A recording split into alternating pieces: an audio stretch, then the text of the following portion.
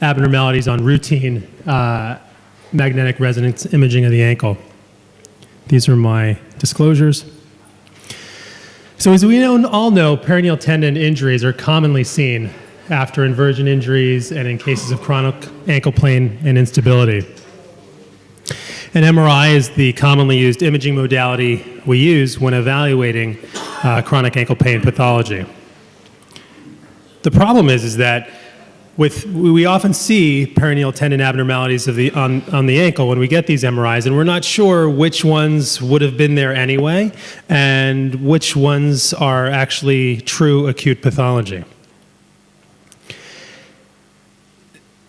MRI abnormalities on routine imaging in other areas, for instance, the shoulder and the spine, is well documented, with pathology found in almost 40 to 60% of asymptomatic individuals in both of those joints for rotator cuff pathology and disc disease. So the purpose of this study was to determine the incidence of peroneal tendon abnormalities on MRIs of asymptomatic individuals.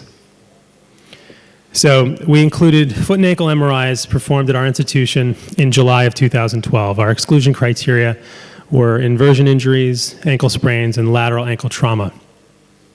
We identified 305 MRIs, 150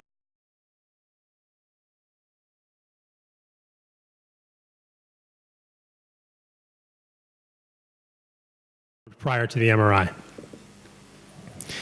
Each MRI was reviewed by a single musculoskeletal radiologist, and he looked at two things: the integrity of the peroneal tendons, and then to confirm the primary diagnosis. That was the indicator for the study in the first place. So if there was nothing else wrong except for a peroneal tendon abnormality, that study was excluded, and the code for the test was probably incorrect in the beginning, so that we could for tendinosis, tenosynovitis, chronic tears, split tears, and pseudosubluxation of the peroneal tendons. 100 females, 58 males, average age as you can see above. 25 patients documented trauma, 29 patients documented lateral ankle pain, but it wasn't the reason for the study. The most common primary diagnosis was Achilles tendinosis, followed by plantar fasciitis and posterior tibial tendon dysfunction. The interesting thing that we found, and this was like the main conclusion of the study, was that 40.5%, so over 40% of patients demonstrated pathology involving the peroneal tendons. The vast majority of these were tendinosis, followed by split tears, chronic tears, tenosynovitis, pseudosubluxation, but there were no acute tears. So in summary, around 40% of individuals can have peroneal tendon pathology on MRI of the foot and ankle when performed for other reasons than instability or lateral ankle pain. And similar to what's been shown in the literature regarding the spine and the shoulder, these abnormalities must be correlated with clinical findings when these findings are clinically silent. I think it's important that we counsel and reassure patients who present with peroneal tendon pathology on MRI in the absence of clinical findings. Tadawa. Okay. The next speaker will be Joseph Daniel. The coincidence of tibialis posterior tendinosis and plantar fasciitis, please. Thank you. Thank you for having me here. We're going to speak on concomitant posterior tibial tendinitis and plantar fasciitis. My disclosures. So factors commonly associated with symptoms of mechanically induced tendon and ligament strains include advanced age, female sex, and an elevated BMI. So we asked if such factors had additive effects. The purpose of the study was to compare patients with both conditions to those with one alone. We hypothesized that patients with combined foot pathology would be older, more obese, and more often female than patients with one disease alone. So we did an IRB-approved retrospective review on our patient volume. We found 6,879 patients that were diagnosed with either posterior tibial tendinitis plantar fasciitis, or both.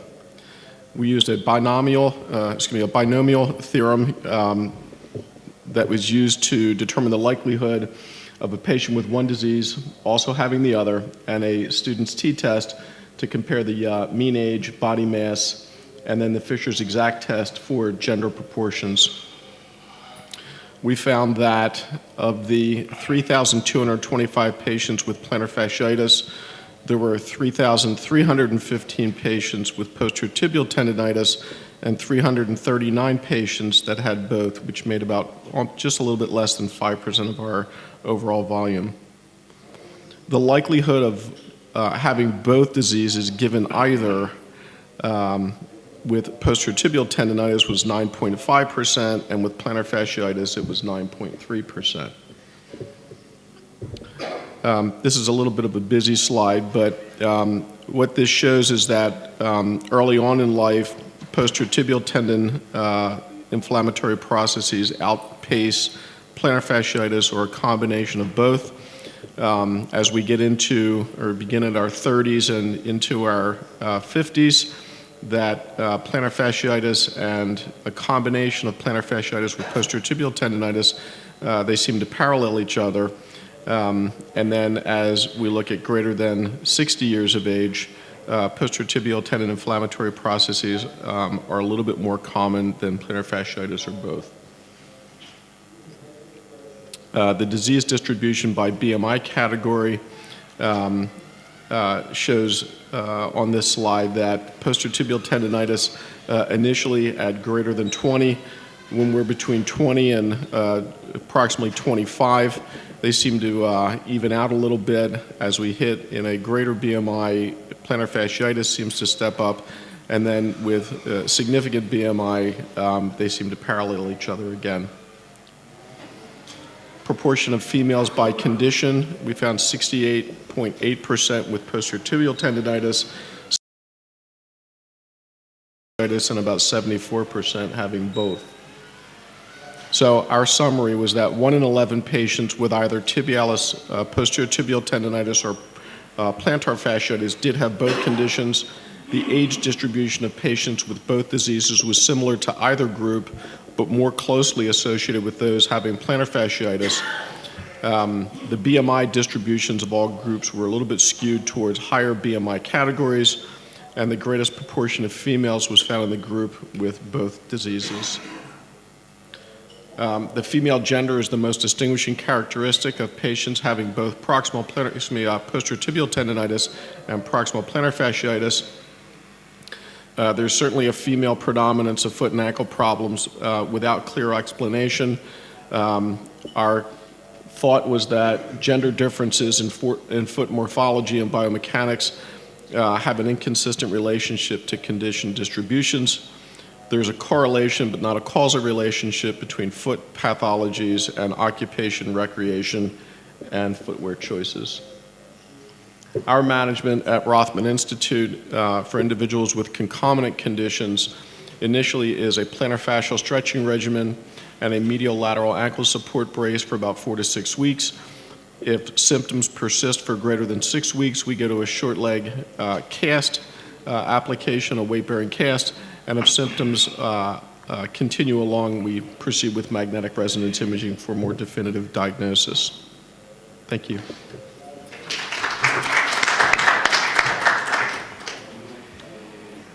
As Eyal Melamed cannot make it, Dr. Padovic was so kind, he had another presentation, and we will continue with him.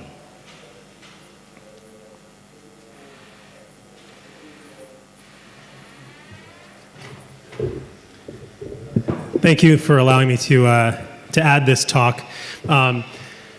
This is work we did to look at post-operative taping and whether it helps to maintain hallux valgus correction.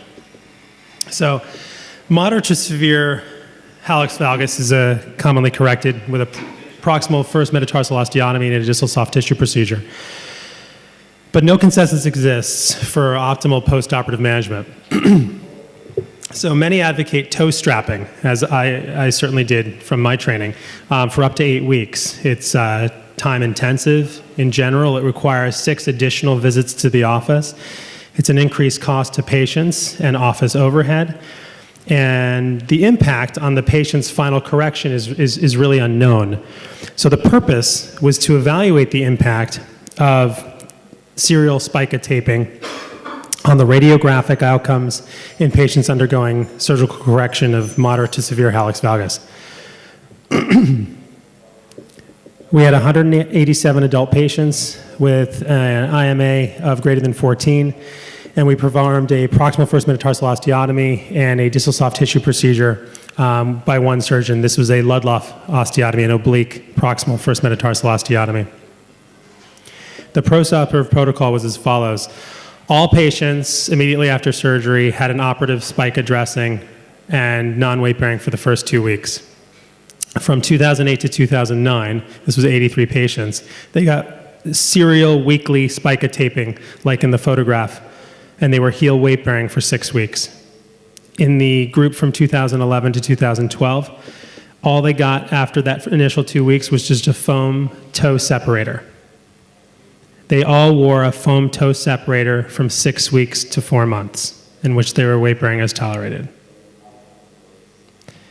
We looked at radiographic measures of hallux valgus angle and intermetatarsal angle, and we used a mixed effects linear regression model, a t-test, and based on prior studies, we used a measurement error of 1 degree, and the minimally clinically important difference was greater than 3 degrees.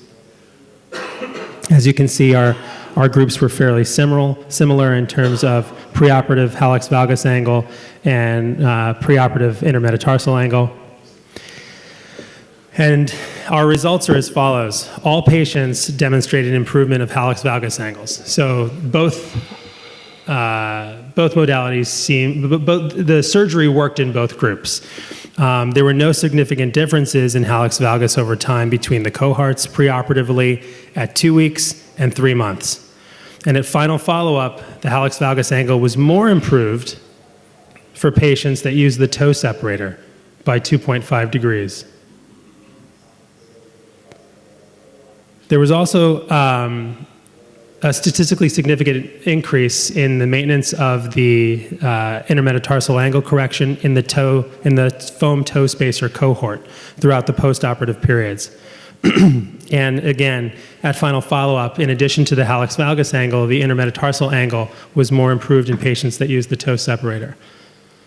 So while all these analyses trended in favor of improved radiographic outcomes in the absence of taping, the magnitude of the differences were small and not likely clinically relevant. But really what this concludes is, what we elucidated in this study was that postoperative serial spical taping does not necessarily demonstrate superior maintenance of the hallux valgus angle and IMA correction compared to the use of a foam toe separator. A foam toe separator offers significant reduction in office time for the surgeon, the patient's time off from work, patient discomfort, and the associated costs. When you use a toe separator, you can remove it to shower, to bathe. It's certainly more convenient. And this study really challenges the tradition of postoperative spica taping, as it offers no radiographic benefit in terms of maintenance of deformity correction for the procedure that we used. So this, obviously, there are over 100 bunion operations. This was one specific operation, a proximal Ludloff osteotomy and a distal soft tissue procedure. These results clearly can't be based on the data applied to every bunion operation, but certainly we were able to show these results with this one. Thank you. Okay, we will do one more, and then we do the question in the middle. Otherwise, it will be too long. Daniel, please. Comparison of anatomical versus tubular plating for fibular fracture.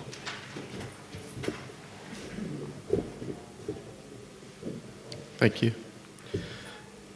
So we did a study looking at cost analysis, ability to obtain reduction with the use of a simple 1/3 semitubular plate versus periarticular plates. We had no disclosures for this study. So our purpose and our hypothesis was to look at the fibula fracture data, the implant design, the construct design, and to determine whether there was a difference in outcomes with looking at fracture reduction and then maintenance of fracture reduction. This was a retrospective review. We used radiographic measurements. Our outcome data was based on whether a reduction was achieved intraoperatively and was reduction maintained based on the type of implant used.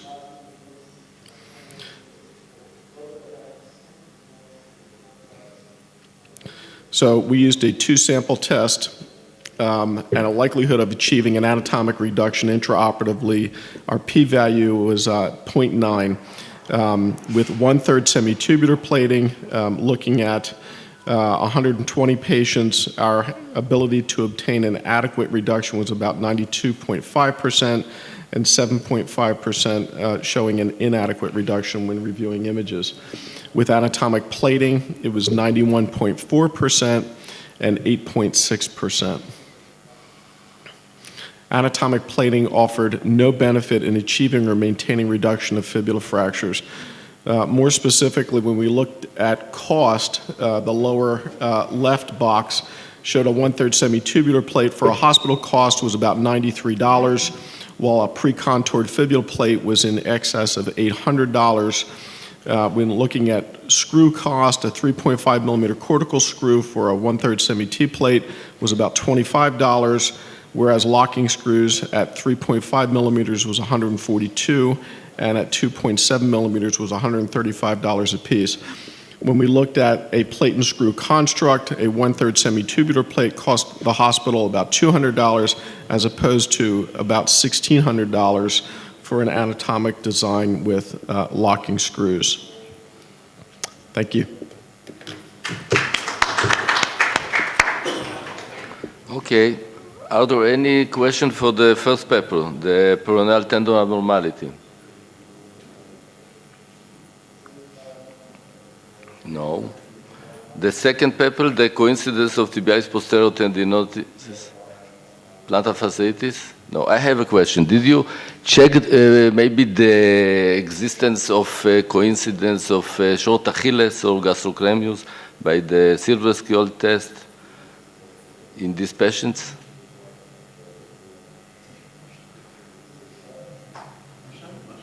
If there is a shortening of Achilles in the patient that have plantar fasciitis and tendinitis, because plantar fasciitis, we know that the Achilles or the gastrocnemius are usually short in many of them, but about the tibialis posterior? I don't know such a thing. This is what I want to know. You don't know such a thing, that in plantar fasciitis there is a shortening of the Achilles?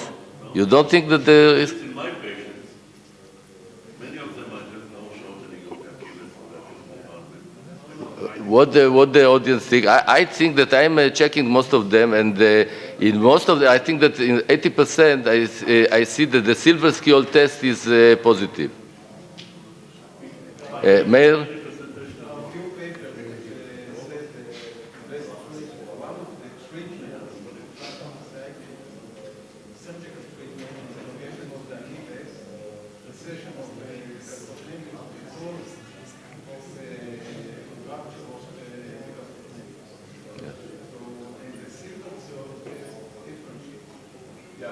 My experience is the same, though I don't do operation. But I found it a lot, and we all know that stretching of the Achilles is one of the best. Right. So we did note on clinical exam the silver scale test was positive or negative based on the flexion, the extension. This study, we didn't operate on any of these patients, so it wasn't based on whether we proceed to surgery or not.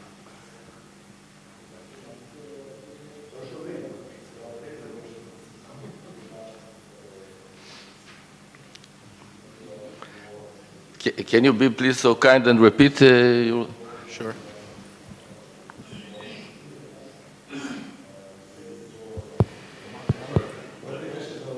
Is this working? So the question was, Whether we looked at a silver-scoid test in examining these patients, and we did, both with the knee inflection and an extension for dorsiflexion range of motion of the ankle. We did find shortening or tightness of the gastroc unit in those with proximal plantar fasciitis at about 70%. But to answer your question, sir, we didn't operate on any of these patients. We were just looking at a concomitant association of one versus the other. Meister? When you have pain in the heel, which sometimes will find paralysis, even though usually we don't find, in biopsy, we don't find clinical signs of inflammation. One of the sources of pain there is the shortening of the coxosolius muscle. So that's how it works. Some of the treatment, the mechanical treatment includes stretching of the rectum, and in some of the theories behind it, one of them is the anatomy training, when training going along the whole body. They have proved that even though we think that the Achilles tendon or the primary foot fits into the Achilles up above and the plantar fascia fits down below, they are connected, and shortening of one is related to shortening of the other, and obviously pain for one is related to pain for the other. A lot of the treatment now, people who realize that pain is radiated is by stretching and keeping the gastroc unit and the soleus, which by the way didn't happen, didn't pain happen. Correct. But they almost uniformly with their pain in the heel. Right, and they do respond to stretching regimens, whether it's a wall. Stretching, dry needling, warming, but treating the gastroc. So when we see a patient with heel pain or pain underneath the heel, we must always remember that the pain is, the pathology isn't necessarily under the heel. Very frequently, it's much further towards the heel. Yes, sir.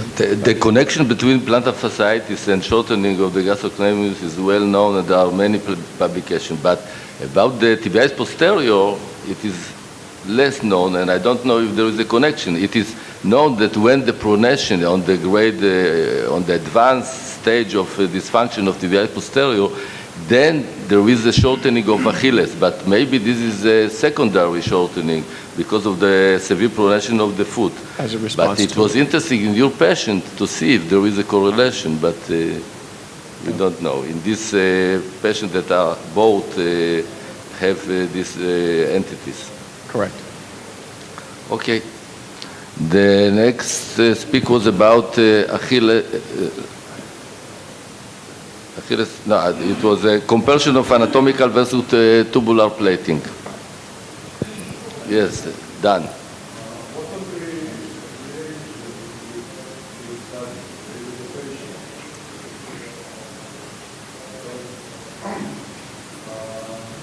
It's not surprising that there's no difference to the quality of the video,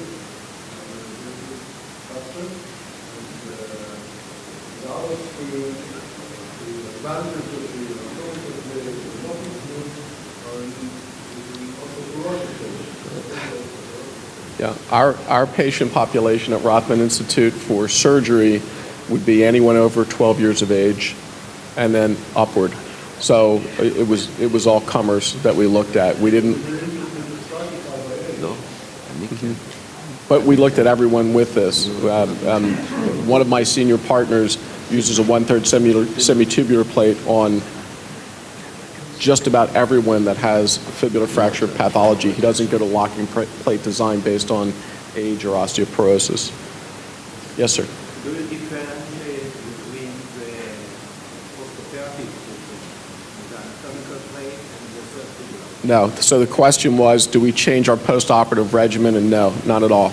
We do 2 weeks in a non-weight-bearing splint, 4 weeks in a non-weight-bearing cast in the absence of diabetes, and then 6 weeks either in a weight-bearing cast or a cast boot, and that's based on compliance. 3 months immobilization. Coincidence. But we don't do that though.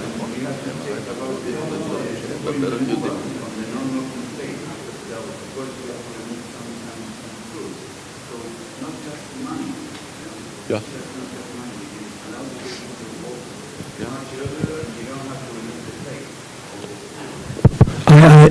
When I use I like the pre-contoured locking plate because I find that patients like it better because when they're fully healed, they don't feel it, and I almost never have to remove it. I don't know if the 8 times cost justifies that one piece of the equation, but that's why I like it. In the average patient, not a patient who obviously needs a locking construct because their bone is terrible and it's so comminuted. That's a separate entity. But if for the average patient with a Weber B SER3 who just gets a fibular fracture fixed, I like the pre-contour plate for just that one reason. And I don't know that the cost justifies it.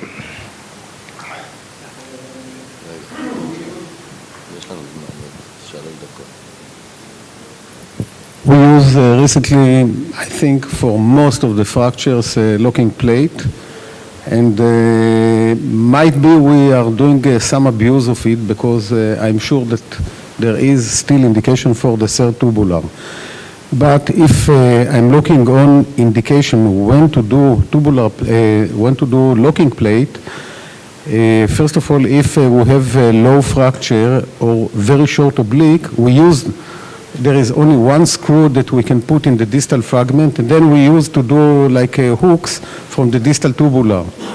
You don't need it anymore. You have 4 or 5 screws in the distal fragment, and it holds much better. So first of all, for short oblique and small fragment of the lateral malleolus, I recommend to use locking plate.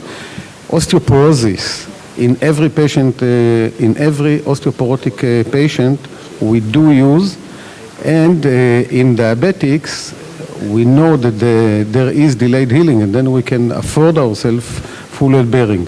So if you are looking on the indication, 2/3 of the patients needs a locking plate. So I think that, and what somebody told me that, and still this is needs to be evaluated, that after the operation, because you have much more rigid fixation, you have less pain. And then this has to be checked because this is not my experience, but if we take all this, it's worthwhile to go into a locking plate. Hi. In Weber type B, I don't think we need because I'm putting always a posterior plate, as Weber suggested. And you don't need so many screws, and it's much more stable than locking plate on the lateral side. So it's not justified to put a locking plate in Weber type B.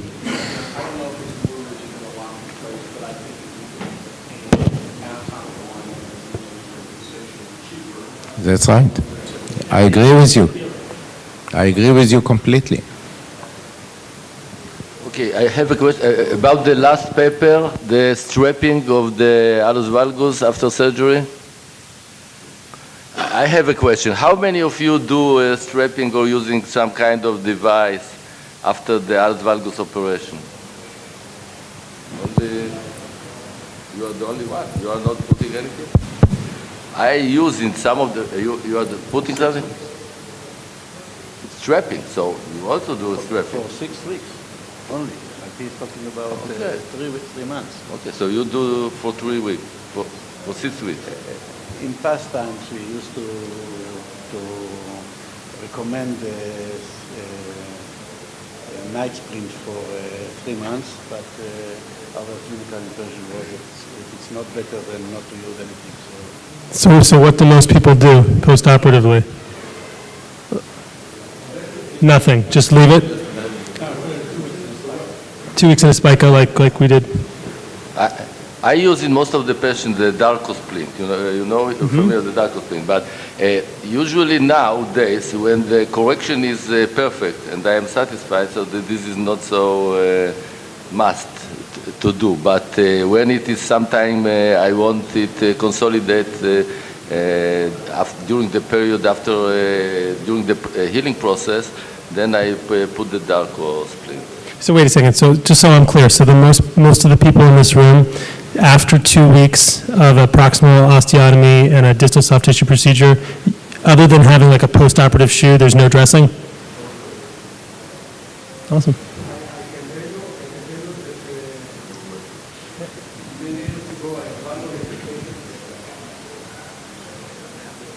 Many years ago, I evaluated patients after hallux valgus surgery because I am paying attention to medial capsular tensioning. And in most of the operations, I'm tensioning the medial side, the capsule. And I've seen that evaluating it radiographically after 6 weeks. Post-op, it's straight or in a slight varus, and in 6 weeks, I have something like 50% less than was at the end of the operation. Let's say if I have something like 0 to 5 degrees, after the 6 weeks after the operation, we had, I think the numbers were 10 to 15 valgus of the hallux. So even if you are doing soft tissue tensioning, not straping, which is much more, still it doesn't hold. And still today I didn't write an opposite paper that you don't have to pay attention to the soft tissue because if you are doing bony correction properly, you don't need any strapping and any soft tissue balancing. Anyhow, it will not hold. It doesn't hold. If there is no bony correction, it doesn't hold. It's well established. Anyway, you have to check them 1 year after surgery, because if you do it immediately after you remove the spacer, it still works, soft tissue. And according to our experience, after 1 year, the soft tissue doesn't work anymore, and then you have the real answer if it works or not.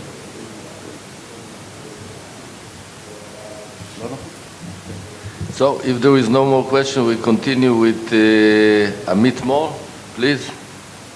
Objective and subjective clinical outcomes following ankle fracture, difference between fracture classification and controls. Good morning, and thank you for having me here. Dr. Luger, I've never seen you so well dressed. Compliments.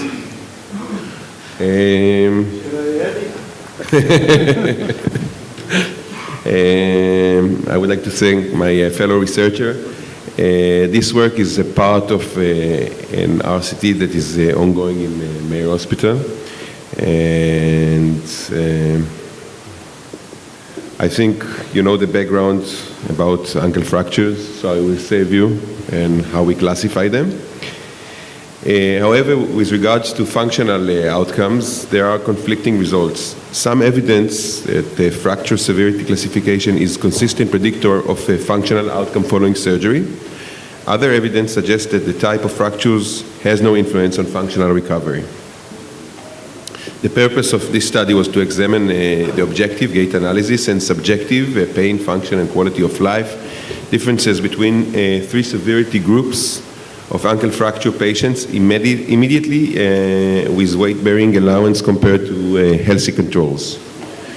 We examined 41 patients with ankle fracture injury treated with operatively with open reduction internal fixation, and 72 healthy age matched. And you can see we examined unimalleolar, bimalleolar, and trimalleolar that were evenly spread and compared it to healthy control. We examined the spatiotemporal gait parameters, namely velocity, step length, cadence, single limb support, and symmetry, FAOS, SF36 health survey, and AO-FAS. Results. There was no significant difference between ankle fracture groups in age, gender, BMI, soft tissue injury, and time between injury and first assessment. we found significant differences in gait metrics between patients with ankle fractures and healthy controls, significant differences between unimalleolar fracture and both bimalleolar and trimalleolar fracture, and no significant difference between bimalleolar and trimalleolar fracture. So you can see the velocity. Of course, there is a difference between the patients that were operated compared to the healthy individuals, but you can see also the difference between unimalleolar and to bimalleolar and trimalleolar, and the lack of difference between bimalleolar and trimalleolar. Same applies for the step lengths. Okay, you see the same phenomenon. And same with regards to single limb support. Single limb support is the amount of time we bear weight as part of the step cycle, okay, on a single limb. And the norm, as you can see, is around 40%. And the marker for a pathology and inability to function and bear weight below the knee, and of course also in the ankle, is a reduction of single limb support. And what you can see here, okay, so healthy, of course, this is the textbook, this is the unilateral, and you see they are much more symmetric. They are not symmetric. This is a difference, but still they can bear much more weight compared to the bimalleolar and trimalleolar, okay? And you see a dramatic, again, unsurprising difference between the operated limb, of course, and the contralateral limb. Patients were operated, they are after fracture, and they are just weight-bearing. But this is also talking with the functional outcome afterwards, and I will get into it in the discussion. With regards to quality of life, again, quality of life is poor and similar in all fracture groups, both in physical and in mental, okay, and significantly different from the healthy ones. AOS, okay, so significant difference between uni and bimalleolar and trimalleolar, and no difference between bimalleolar and trimalleolar. So just to discuss, I think unsurprisingly, a significant difference between healthy individuals and patients post-fracture, between unimalleolar and bimalleolar and trimalleolar, and no difference between bimalleolar and trimalleolar. Shai Tenenbaum yesterday spoke about functional outcome in 2 studies after surgery, and I think it's one of the most important factors to look after such surgeries. We run also a study, and we measure patients a year and 2 years after ankle fracture. And what we see that eventually patients tend to go to symmetry, because the body always aspires to symmetry because it wants to walk with minimal energy. But what we see is a similar phenomenon to what we see in patients post-total knee replacement. Because the patients don't know how to bear weight on the operated limb, but they do want to become symmetric, we see them gradually increase the function of the operated limb, but because they don't know how to do it in a sufficient manner, they reduce also the function of the contralateral limb, and this compromises the functional outcome eventually, even though we see that with SF36 and with other parameters, they tend to return to normal. That's it. Thank you.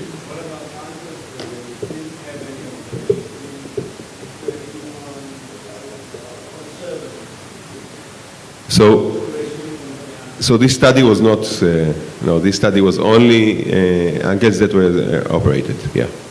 Thank you.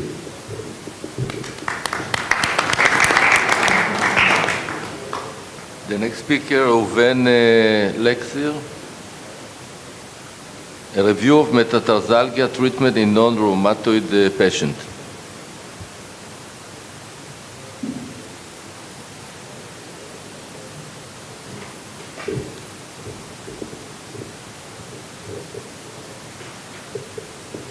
Okay, let's see here. Boker Tov, Vishat Shalom Toronto. let's proceed to the next first slide. Here we are.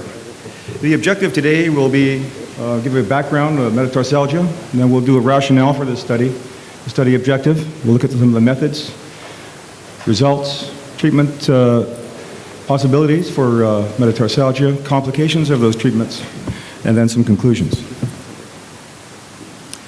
By way of background, metatarsalgia refers to pain stemming from the region of the metatarsal heads. That's obvious to all of us in this room. It's one of the most common orthopedic problems.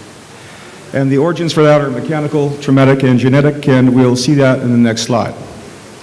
The next slide is lifted from Montgomery's book of foot and ankle surgery, 2008, wherein he describes and categorizes metatarsalgia as both primary and secondary.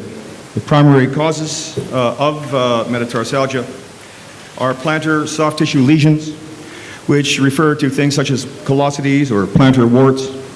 Abnormal metatarsal parabola, as you can, all of us who've understood and studied mathematics and physics can understand, there's that arc of all the metatarsals. Then there's, we'll see more about that in the next slide about Morton's foot, neuromas, trauma, brachymetatarsia, which refers to a short, relatively short metatarsal, and then bone tumors. Under the secondary category, we have iatrogenic. Those are doctor-caused causes of metatarsalgia, such as first short ray postoperatively from various metatarsal osteotomies, or metatarsal head resection of, say, the second, third, and then get transfer metatarsalgia. Neurogenic causes, such as referred pain, tarsal tunnel syndrome, osteoarthritis, rheumatoid arthritis, atrophied plantar flat pad, which is very common in the elderly, stress fracture, capsulated bursitis tendinitis, which is a simple problem that can be treated by non-steroidal anti-inflammatories. Then you have Freiberg's infraction of the second metatarsal head, known to all of us here. Then we have things which we're born with. Those are the genetic causes which were alluded to in the previous slide, such as pes cavus, pes plana, and then we have inappropriate shoe gear. This is a slide which will explain the relative lengthening of the second metatarsal to the first. The first slide over there shows that parabola, it goes out long on the second. The one on the right will show you that they're all in line. There's various causes and eponyms for the relatively long second metatarsal relative to the first. They include Greek foot, Roman toe, royal toe, lamé toe, shepherd's toe, long toe, Morton's toe, and Morton foot syndrome. The rationale for the study was that there's certainly no current consensus regarding the conservative treatment, or for that matter, the surgical treatment of metatarsalgia. The various surgical treatment options that some of us want to hear about, if you come from south of the 49th parallel, from where I live, they are proponents of the Weil osteotomy. In Europe and in Canada and other places of the world, we use halal osteotomy. We have other options. Here's some study objectives. We're going to examine the various conservative treatment methods available, and we'll present two major surgical interventions for metatarsalgia, and I'll review my cases at the Toronto Western Hospital over the last 10 years. The methods of data collection were as follows. We looked at the demographics, male, female, age, laterality, whether there was any concurrent claw toe. It appeared to me that many of these patients with second metatarsalgia at least had a concurrent claw toe. I wanted to look at the toes that were affected. For comic relief, I wanted to look at the GP diagnosis on referral. I'm sure you have that same problem here in Israel as we do. The doctors don't spend more than a minute or two writing a referral to you, pain in foot, and that's the end of the story. Sometimes they get a little bit more sophisticated and they say Morton's neuroma. Current treatments, and we'll also look at other relevant information. Here's the results. Not surprising, 75% of the patients were female, 1/4 were male, out of 112 cases. The mean age of everybody was about 55, 54 years old. If you take a look, 1/3 of the cases were bilateral, and 2/3 were unilateral, which were equally divided between the right foot and the left foot. That's no surprise there. This is the patients that I treated by year from 2003 to 2013. Of course, once again, the only thing to take from this slide is that there's preponderance of female over male. I wanted to look at the issue of concurrent conditions. I think this is relevant. And if you take a look at that first slide on your left over there, you'll see that at approximately 26%, or it's actually 1/3 of the patients had an isolated metatarsalgia, whereas 2/3 had concurrent conditions. Now, if any of you can reflect upon this in your own patients, I'm sure that of the majority of those concurrent conditions, claw toe featured rather significantly, as it did in my study. 28%, you see on the right slide over there in yellow, had a concomitant claw toe. The rest had other conditions. These other conditions included plantar fasciitis and arthritis. Let's take a look at that slide I said was good for comic relief. This is the GP diagnosis on their referral.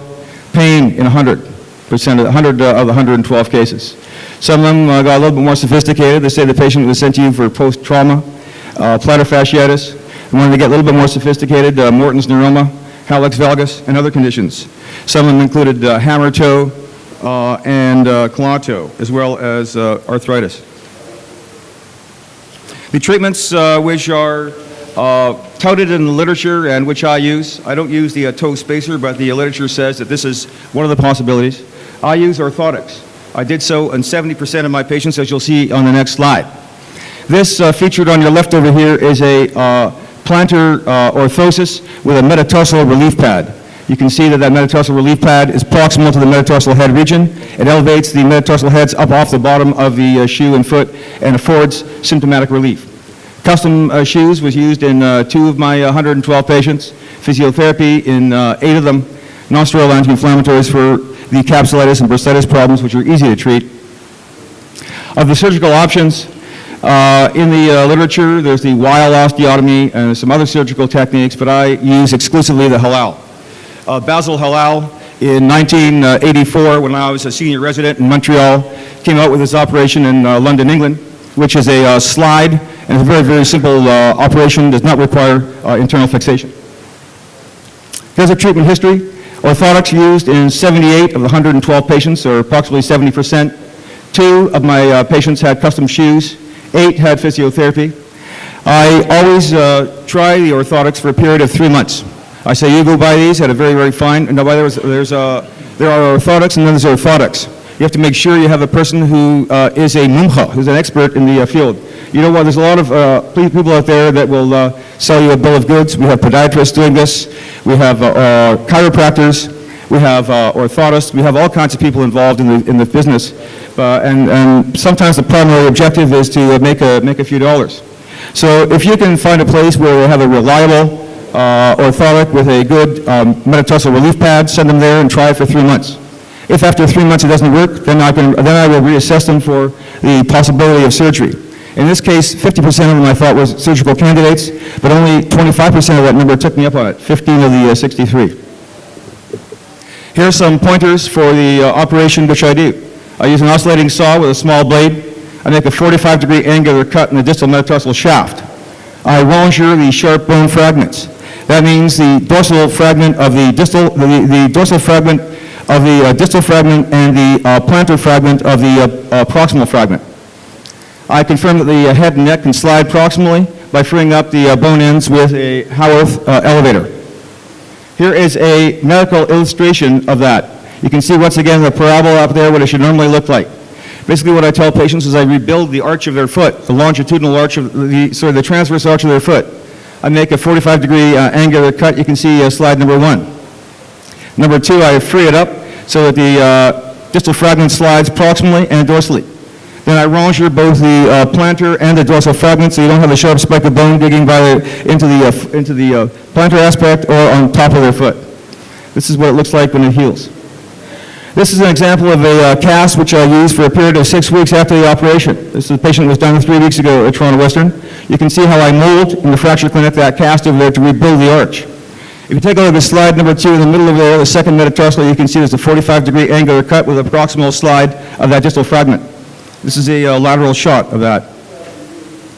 This is an x-ray of the foot 3 years in on a lady I did. Her problem was she had metatarsalgia of number 3. And you can see over there, there's a relative shortening of the first relative to the second and third on that left slide preoperatively. 3 years later, you can see there's approximately 1.5 centimeter shortening of that third metatarsal. And you can see over here you see the healing of that metatarsal osteotomy right over there, or evidence of it. What are the complications of the Weil osteotomy? Before I start, I want to say that number 8 reference of mine was a paper by one professor that's here right now, Professor Niska and Mark Meyerson, done in the early 90s. It's a cadaver study that will attest and affirm the complication number 2, postoperative dorsiflexion contracture of the metatarsophalangeal joint. Other complications mentioned would be in reference number 9. I encourage you all to take a look at that. That is a German professor who did an e-talk, and he encouraged surgeons from around the world to discuss the Weil osteotomy. He completely lambasted it. So we got decreased range of motion of the metatarsophalangeal joint as a complication. You got the diagnosis of floating toes, stiff toes, and of course avascular necrosis of the metatarsal head.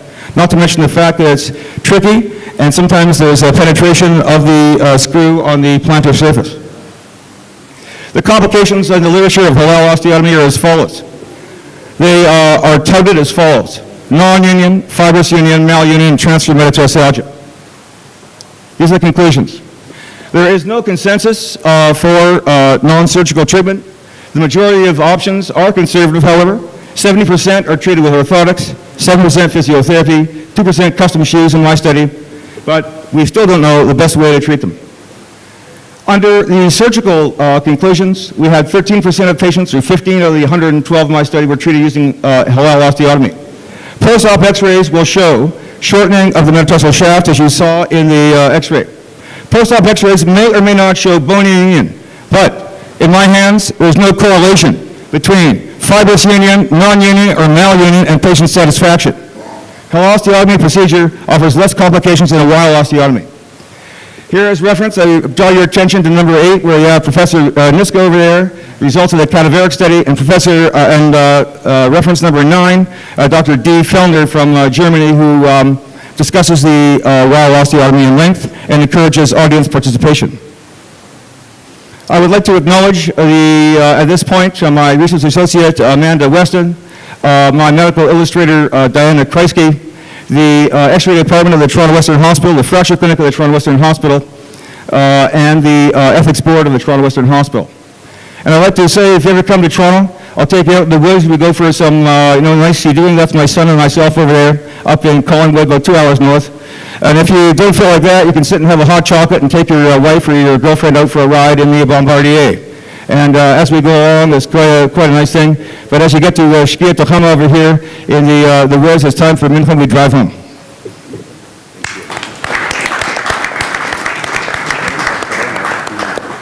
Okay, we'll continue with the next speaker, and after the question. Alexander Berman, ankle arthroscopy to manage sequela after ankle injury.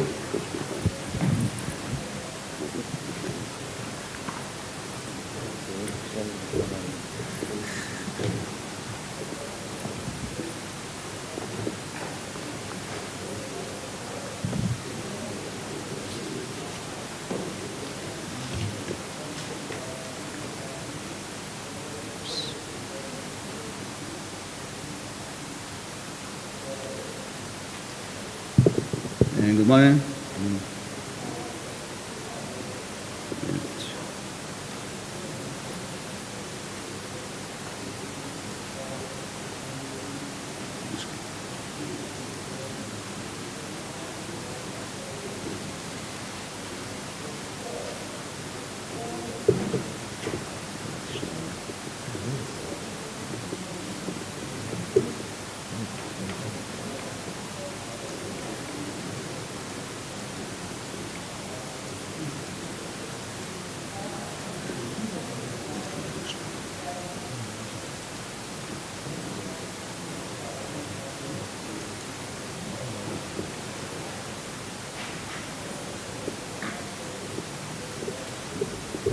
Okay, good morning. Talk about ankle arthroscopy after ankle injury.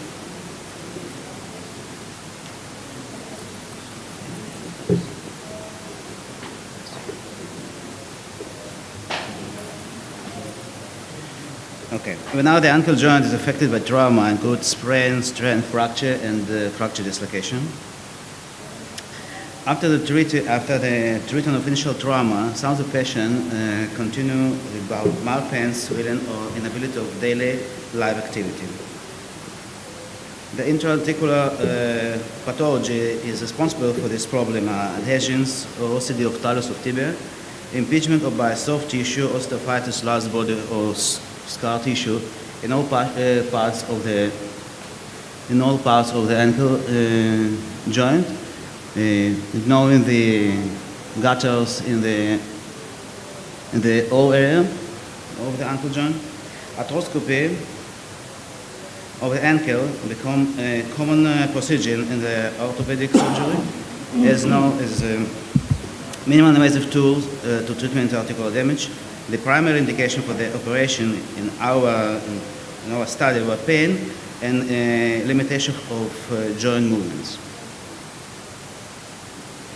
During the arthroscopy of the ankle, we have did adhesiolisis, gutters, and syndesmotic area, soft tissue removal, and scar tissue removal, OCD treatment of the talus or tibia by microfracture or drilling.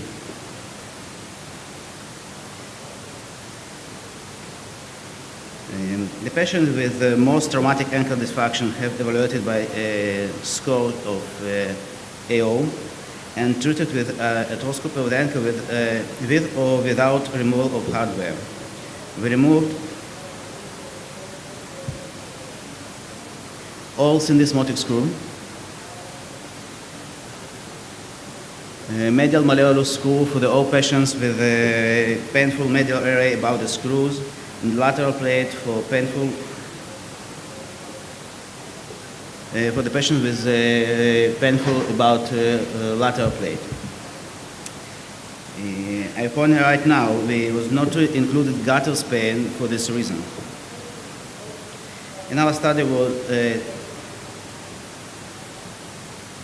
28 patients after ankle trauma have been evaluated by ankle arthroscopy, were identified during last year. The mean age was 43, and were 10 females and 18 males. 8 patients suffer from ankle injury without fracture, and 20 patients suffer from fracture and underwent removal of the hardware and arthroscopy in one procedure. All patients was evaluated by FS score in the day 0 before the arthroscopy. After operation on day 10, 13, and 10. Before surgery, we saw the mean score was 58. On the day 30, score was 74, and on the day 90, it was nearly 83. We found the score on day 30 was significantly higher than the score before the surgery, and the score on the day 19 after surgery was significantly higher than the score before the surgery. Finally, the score on the day 30 was significantly lower than the score on day 9. The conclusion: the intra-articular pathology after ankle fracture is well known as sequelae, and the removal of the hardware in the conclusion of the ankle arthroscopy improved the AO score and the satisfaction of the patients. We think we continue our study with patients underwent removal of metals without arthroscopy of the ankle joint. Thank you.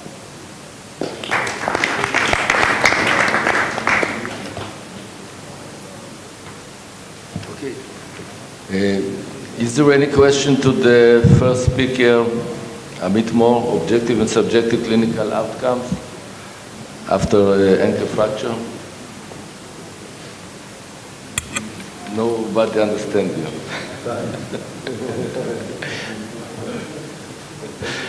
Okay. Everything is correct and true. Okay. Is there any question to Dr. Reuven Lexer? Yes.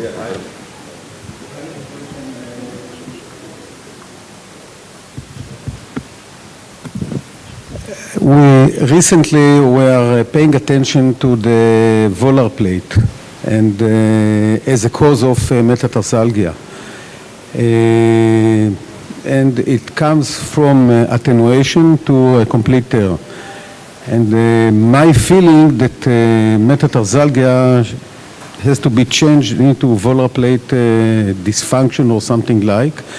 And as I understand, you don't have data of the stability of the metatarsophalangeal joints, and you don't have MRI to see if there are affections of the volar plate. So what I suggest, and that's what we are moving, is in case of metatarsalgia, to see if there are soft tissue lesions around the metatarsophalangeal. That's one question and comment. And the other comment is, many years ago I used to do a LAL osteotomy. And my failure rate was quite high because of transfer metatarsalgia, especially when I did only one osteotomy of mainly you have metatarsalgia of the second, and I've done mainly the second LAL osteotomy, and then there was a transfer metatarsalgia to the third. And then came a paper, I think it's 30 years ago or might be more, that if you are doing a LAL, do second and third at the same time, even if you don't have anything on the third. And then I've done it and improved my results, but still I think that while though has many complications, is better in preventing this transfer metatarsalgia.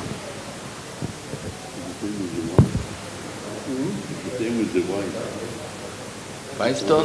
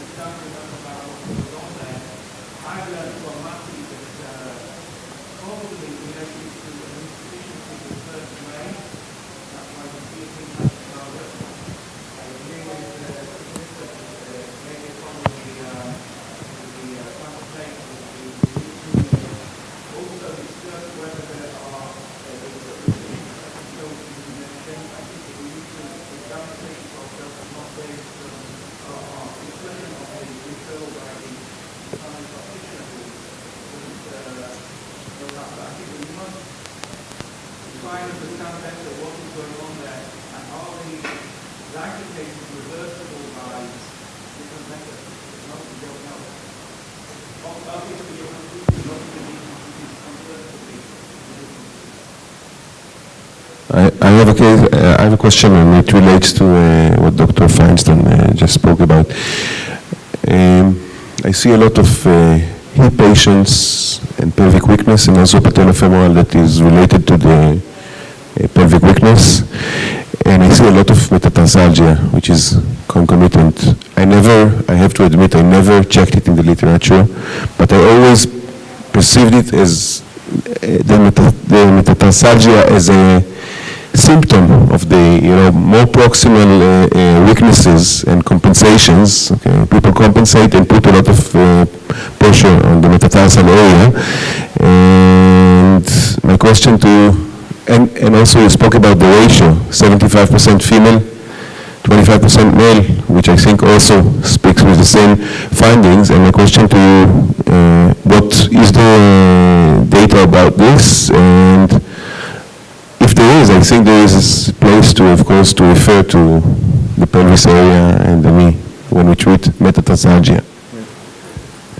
Well, often hear the same comments that it comes from a more proximal source, such as hip and knee pathology, but I think that makes logical sense. However, and also for the female with the genu valgus and the whole anatomy, the wider pelvis and so on, putting more pressure on the medial side of the foot rather than the lateral side.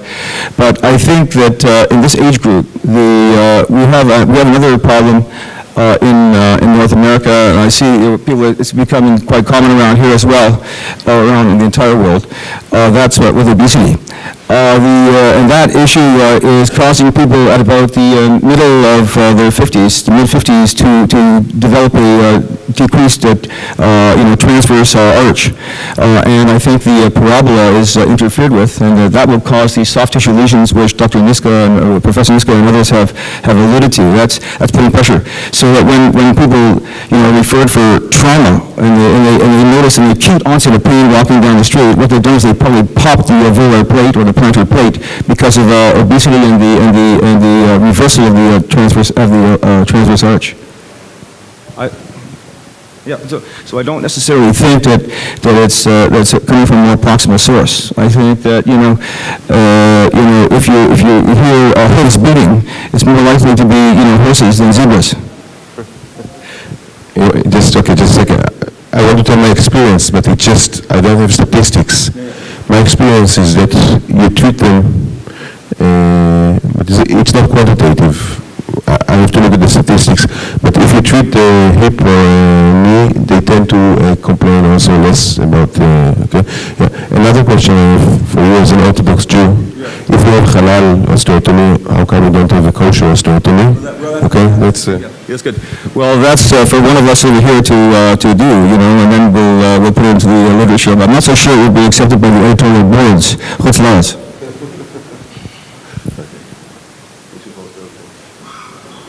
You mentioned in the slide the calcaneal osteotomy as a treatment of calcaneal osteotomy. Calcaneal osteotomy. No, I didn't say calcaneal. I said only a vial.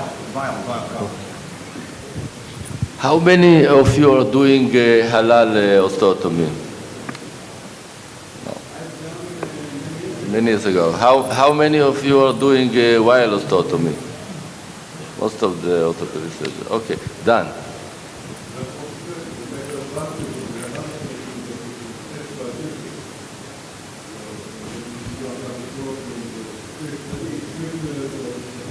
Okay.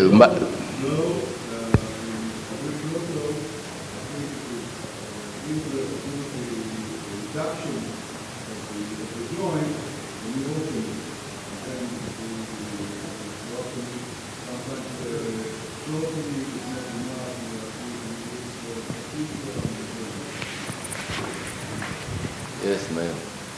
If I want to be a little bit, let's say, rude, we don't understand why we have metatarsalgia. We don't understand the biomechanics. We don't understand the exact nature of the injury, and therefore we try to overcome it by operations which are insufficient. And a halal osteotomy is not good operation, but relieve a little bit the pressure on the second MT. While operation, which I used to do a lot, I'm now doing it much less, and recently, because of pressure from the area, I do it or agree to do it more, but still I think that we do not understand the biomechanics, and we try to solve it with bony procedures, and the main problem here, at least at the beginning, is soft tissue. Yes, we know one thing, that when we look at the child's foot, we see that the arch is like this.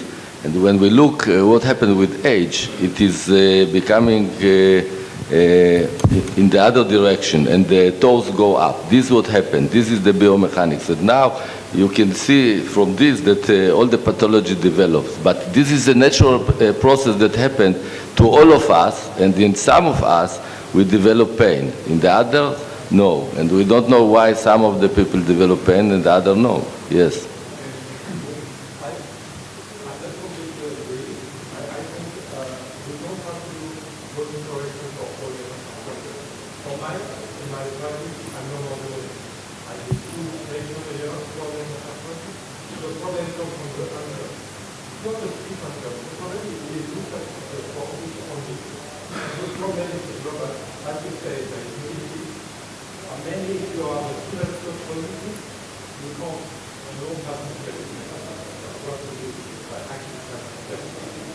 on that rate that it wasn't open in Ontario, except if you are going like a so for me, it's a prayer or whatever. Okay. My experience was like Professor Niska. I used to do the Hallel many years ago, and then when I started to do the whale, I think that is a fantastic operation, but there are a few tricks. I don't count the complications that you listed because I think that there is a way to do this and eliminate the complications, but it's a different talk. But another subject that I want to say that many years ago I used to do only one, the second or the 10th, if there was a pain in the second. But for many years I stopped doing only one. I always do, in my department, we do the second and the third. If you look at the toe, sometimes there is a partial syndactyly of the second and the third. And I think that they are one unit. So it is a mistake to do only one, because almost always you will get transverse metatarsalgia. So the fourth I'm doing alone. Many times I do all of them, the second, third, and the fourth. But if there is a problem in the second or the third, I do always both of them. If you look at Baruch will do the five of them. He will not do one or two, four of them, yes. So this is my impression. I never do the second or the third alone. Always both of them. Is there any question to the next speaker? Ankle arthroscopy? Yes, Shai.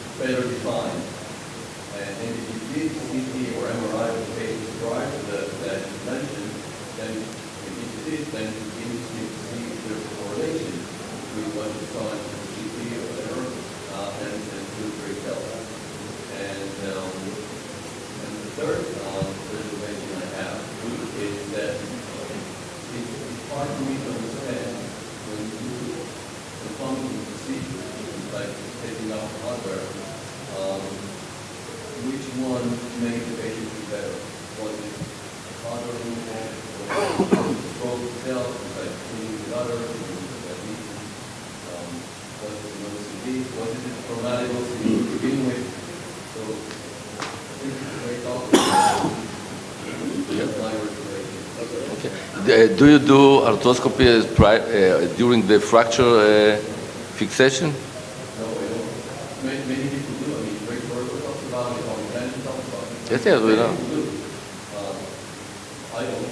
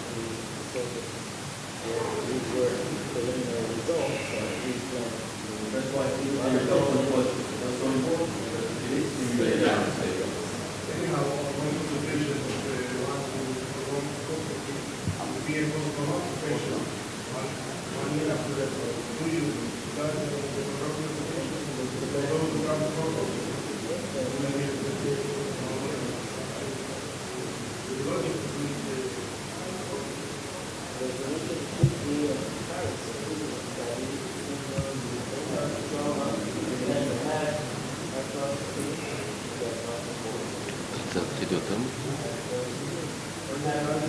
10 דקות. רגע, ניסקה? תעצור את זה, חבל הזמן. תעצור את זה, חבל הזמן. Okay. Nobody hear you. If you want to talk, take the mic. Otherwise, it's a private talk. What I ask Alex, if they perform the same statement of Shai, if they really perform some MRI or some diagnostic procedure prior for the arthroscopy, or you really use it as a diagnostic and then you treat it on the way. Okay, we continue with Professor Niska.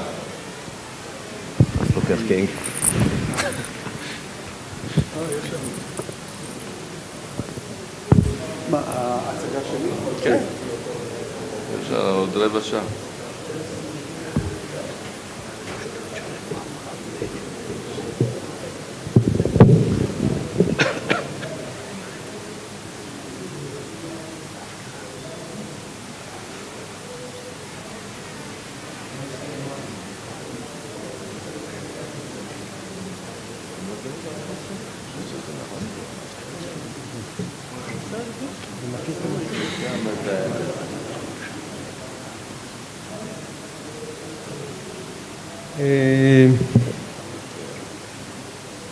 Unfortunately, Eyal Melamed had to do lectures, and I was asked to lecture instead of him.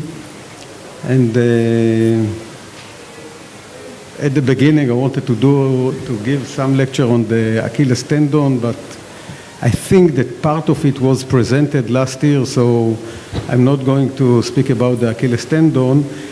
And I think that we have a very good forum here to discuss case presentations, complicated cases. The first case is a 34-year-old male falling from height.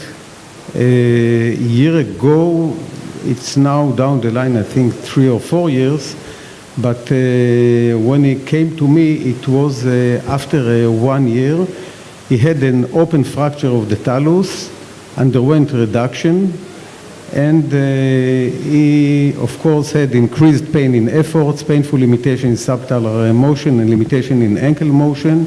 So both was a painful limitation, and he walked with forefoot adduction and supination. The heel was in a neutral position, and these are the CT scans, and what you see here is the talar fracture with incongruent subtalar ankle, subtalar joint, and as you see here in the CT, we have ankle injury, mainly on the medial side, and we have destruction of the subtalar joint, as you see here. And the most interesting CT is this. And here we see that he has injury or degenerative changes in the ankle, and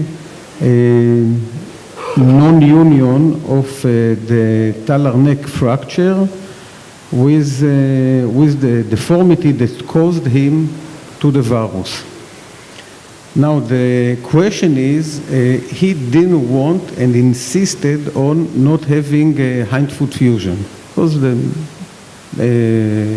most likely with all there is no other solution but to do hindfoot fusion, TCC.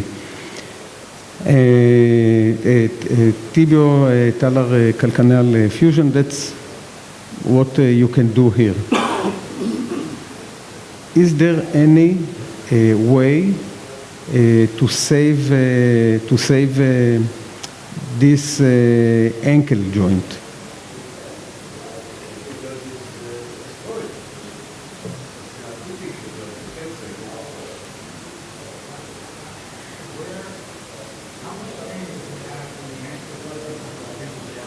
Okay, so I've done a differential block in order to answer exactly this answer, and yet a lot of pain in the subtalar and minimal pain in the ankle joint. Yes, here I explained him, I consulted a few other people abroad, my friends, and you know who are my friends. So all of them told me do tibiotalar calcaneal fusion and מה זה?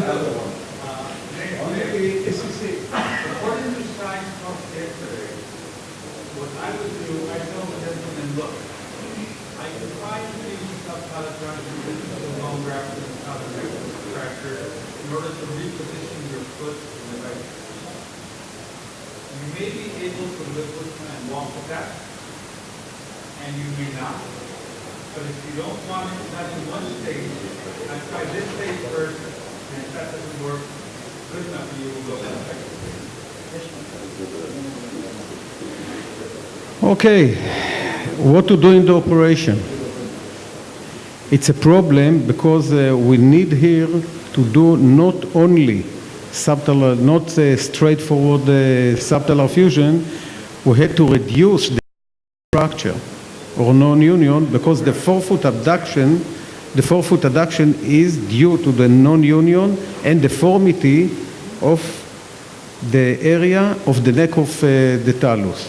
And what you would do is you would go to the talar neck fracture doing a double approach, go through the fracture to the subtalar joint in the right. So, well, as you know me, I like the difficult way. And I told him, I don't have here the follow-up X-rays, but well, I discussed it with the patient, and he was willing to try to go for subtalar fusion, and I've done subtalar fusion, and through an anterior approach, try to correct and bone graft the talar neck fracture. It worked very nice for the subtalar joint.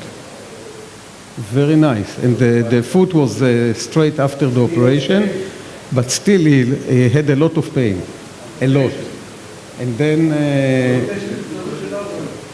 then after a year, there was no... The outcome is that he had a tibiotalar calcaneal, the TCC fusion, failed again with a nail, and now he's walking and free of pain with a hindfoot fusion. So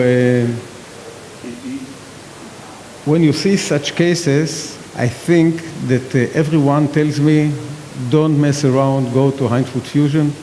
So my conclusion is to persuade the patient that this should be done and there are no other options to do.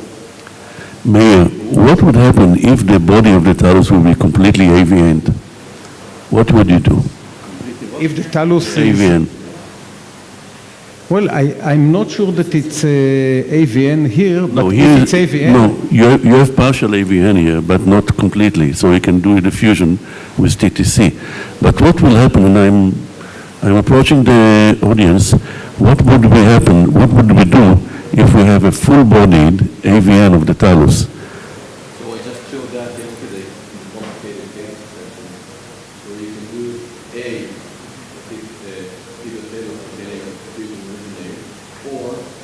or cases in our series, when you excise the body, you fuse the tibia to the cotillion, and then you use the remaining head where you had the non-union to add it to the fusion method. You know, to fuse and do fusion of the neck What we are doing it in Izerov with acute shortening, and we are elongating it again through the callus, and regaining the height completely by the Izerov. And actually, within 5 months, which is the average time for any other procedure to cure, within 5 months you have all the correction. Destruction, the callosity, yes. For these types of cases, in our center, and we have a couple surgeons who do it, we'll take a femoral head allograft and then use acetabular reamers from the total hip set, and we'll ream the distal tibia, the calcaneus, and the navicular, so that you essentially have like a sphere that you could stick the head in, and then do the TTC through that.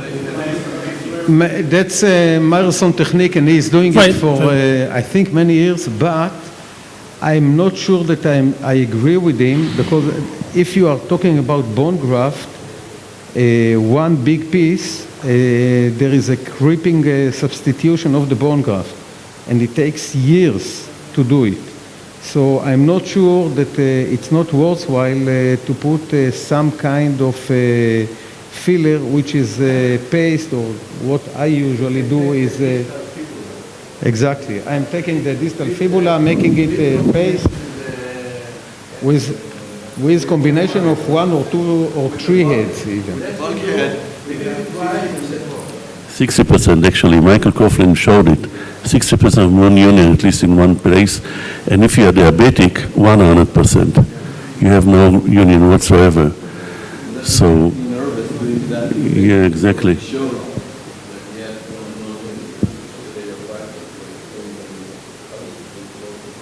So you are going for a femoral head as a one piece, or that's my feeling, but no, we need to evaluate it. Okay, second case is 35 years old female, increased pain in jogging, age 11. She sustained ankle fracture, treated conservatively. And she has a painful limitation in ankle, mainly in ankle plantar flexion, and some pain in dorsiflexion. Some ankle varus with anterior impingement. That's the clinical, that's the x-ray. She is a jogger, she wants to keep on jogging. And here I have CT. And now, how we can save her running? Or can we save her running? 35. She is a 35, physician. Yes.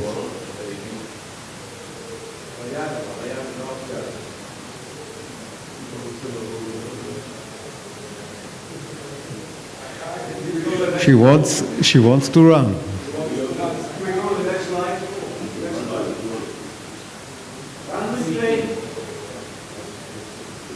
I suggested her and put her hyaluronic acid before talking to her, but it helped for a while. That's not solve the problem. The issue that I'm raising here is, if you look here on the CT, there is anterior insufficiency of the tibia. And so my idea was, and we see it quite a bit in arthritic changes, even idiopathic, in ankles, that we have anterior insufficiency and some subluxation, anterior subluxation of the talus, and then narrowing of the anterior part of the joint. We see it quite a bit, and this is one of the representing case of such cases.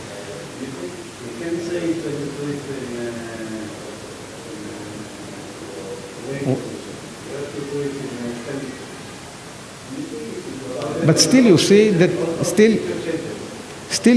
it's anterior insufficiency.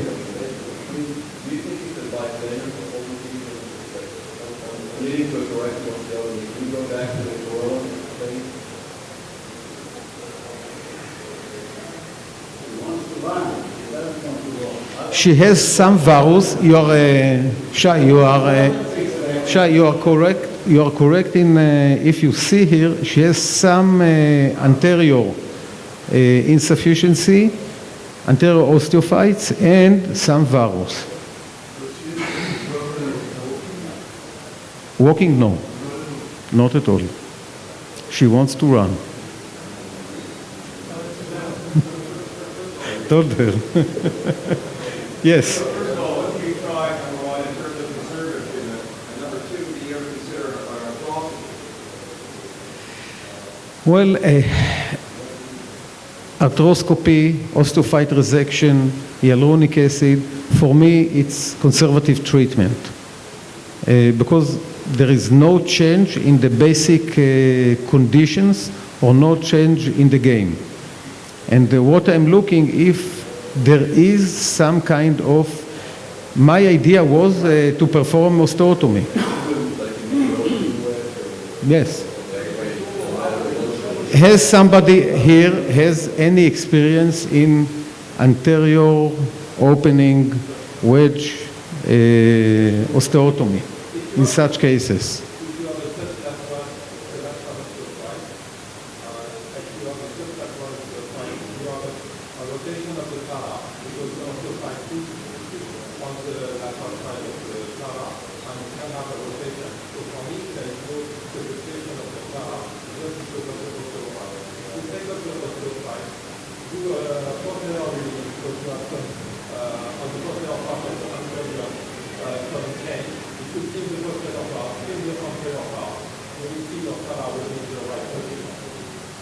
So you mean that if I resect the osteophyte, that will take posteriorly the talus? Well, my experience is that I've done in few cases resection of the osteophytes, and till today I don't have enough experience to tell which patient will do good after such operation. Some of them, the anterior subluxation increased, and I had to finish in ankle arthroplasty or fusion. So I'm afraid to do it because I don't know yet how to differentiate between resection osteophytes get better or get worse. Mayor, what is the range of movements of that ankle joint before the operation? Good motion. How many It was dorsiflexion? 10 degrees, 15 degrees, something like this? A good motion. She had good motion, almost complete dorsiflexion and plantar flexion almost normal. Yes.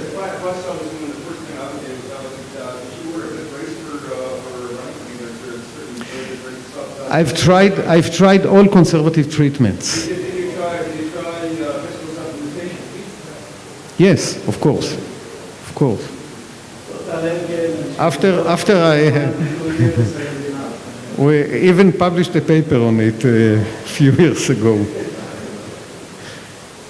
Okay, so she's now, I'm still evaluating her conservatively, and still I didn't do anything because I was afraid to do osteotomy. But I think that we should consider osteotomy in such cases. Yes.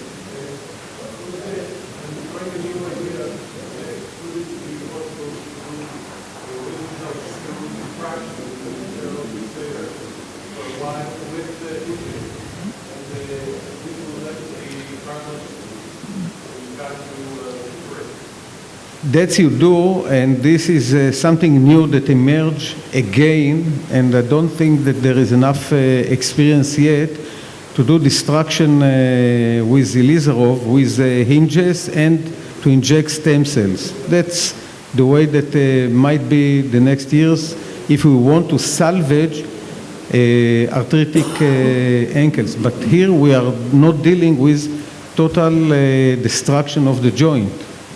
It's something else. When she will go there, that's what shall be one of the solutions. But now I want to save the ankle and not do some arthroplasty. No. She stopped running, and now she's doing cycling, and she has much less pain. Yes. Mayor, If you do an open wedge osteotomy in the front, she won't be able to dorsiflex actually. She will be less dorsiflexion, and then she won't be able to run completely. But then, as was suggested here, I'm doing it with resection of the anterior osteophytes that goes together. So might be this shall improve a little bit the dorsiflexion, and then, of course, if I'm doing osteotomy, open wedge anterior, you decrease the dorsiflexion.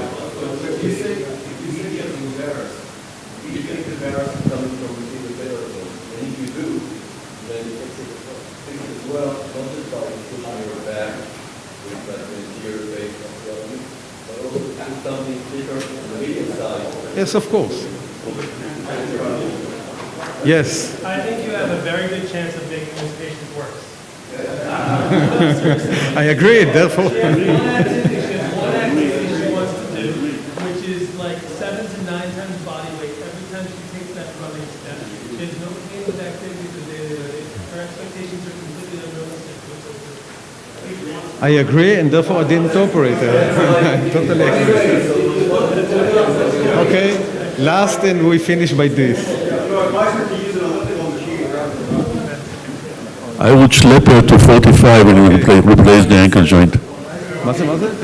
I will schlep her. I will do it conservative to the age of 45. Okay, we have a break now. Thank you.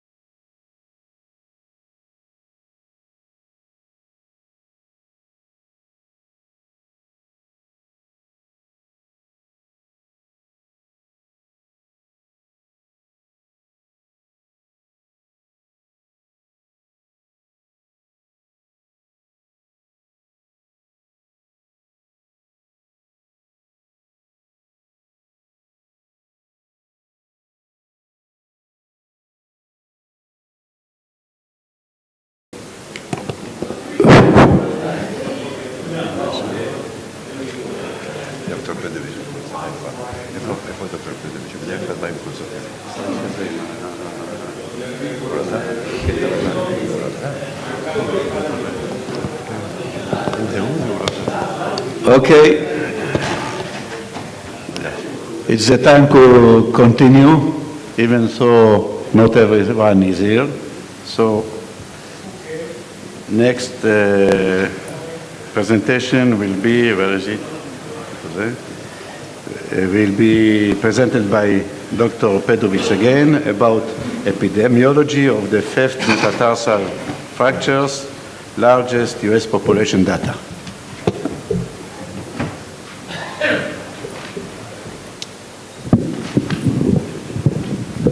Okay, so these are my disclosures.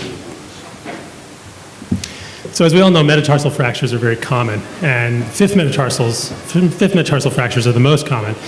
But there's data lacking in terms of stratifying all metatarsal fractures to the general population.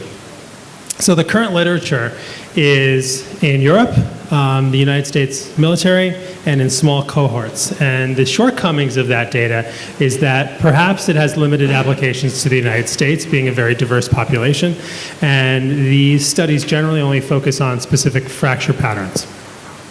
So our clinical question was, what is the epidemiology of fifth metatarsal fractures as applied to the general population of the United States? And is there a correlation between the mechanism of injury, age, the incidence and location of these fractures? So we did a retrospective review of almost 3,000 patients, looking at office visits and imaging studies. We collected data on patient demographics, the location of the fracture, the mechanism injury, and we used a Fisher exact test to evaluate these samples. Our exclusion criteria were incomplete records and improperly utilized coding. We stratified them into zone 1, 2, and 3 fractures that we're all familiar with: dancers fractures, shaft fractures, and insufficiency fractures.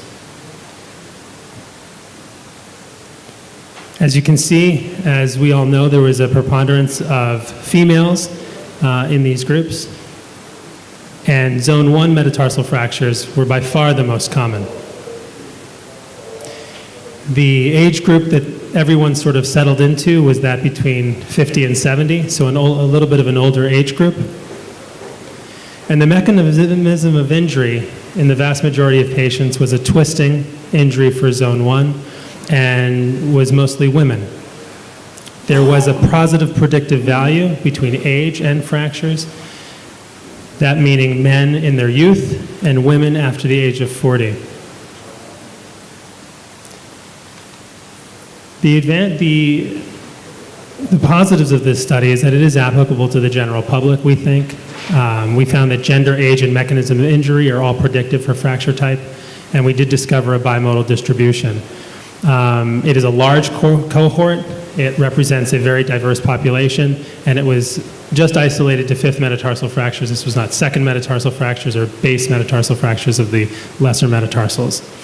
Weaknesses are that it's a retrospective study, and we obviously did have exclusion of some patients. So conclusion, this is the largest studied cohort of metatarsal fractures, even including the other US data in the military and European studies. We discovered that there is a bimodal distribution of fractures, and there are some significant variables which include the mechanism of injury, age, and gender. Thank you. Thank you, Dr. Pedovic. Will we have questions? Please, Matti. Matti, did you want to ask a question? What about other zones? What are the results with the other zones? In terms of where the distribution was? Go back.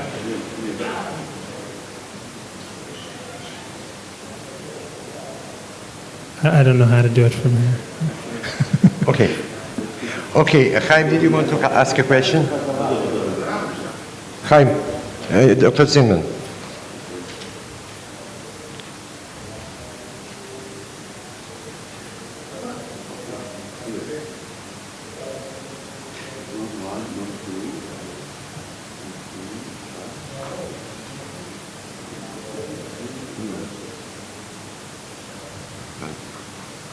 So I think, I almost think of that data as pretty good data, almost like textbook data, to be able to say this is the general incidence of these types of fracture patterns for 5th metatarsal fractures, which are the most common metatarsal fractures.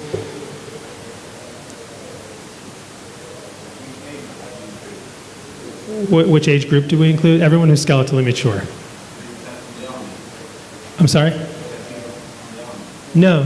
So this was not the United States military. So the other available data are cohorts from the US military or from Europe. Those are the only other large groups that have been looked at. But obviously those patient groups have a fairly narrow set of variables associated with them. So this is a much more general and diverse population. Yes? What is the treatment of zone 3 fractures? So this study doesn't address that, but zone 3 study does not address treatment. But in general, zone 3 fractures, at least in the United States, are treated with open reduction internal fixation. Even if it's common? You're talking about just the zone 3 fracture? Yes. So not a dancer's fracture, not an oblique fracture. Yes, it's treated with open reduction internal fixation. I would say in my personal practice, I do believe in conservative care and weight bearing in the older patient with a Jones-type fracture or insufficiency fracture. I will allow them to be, unless it's significantly displaced, I will allow them to just be weight bearing as tolerated in a postoperative shoe for 6 to 8 weeks and see how they do, because most of them, even if they get a fibrous union, this is just anecdotal, this is not data, do quite fine. Yeah. Right, exactly. We are doing the same. This is a really weight bearing as much as it can tolerate.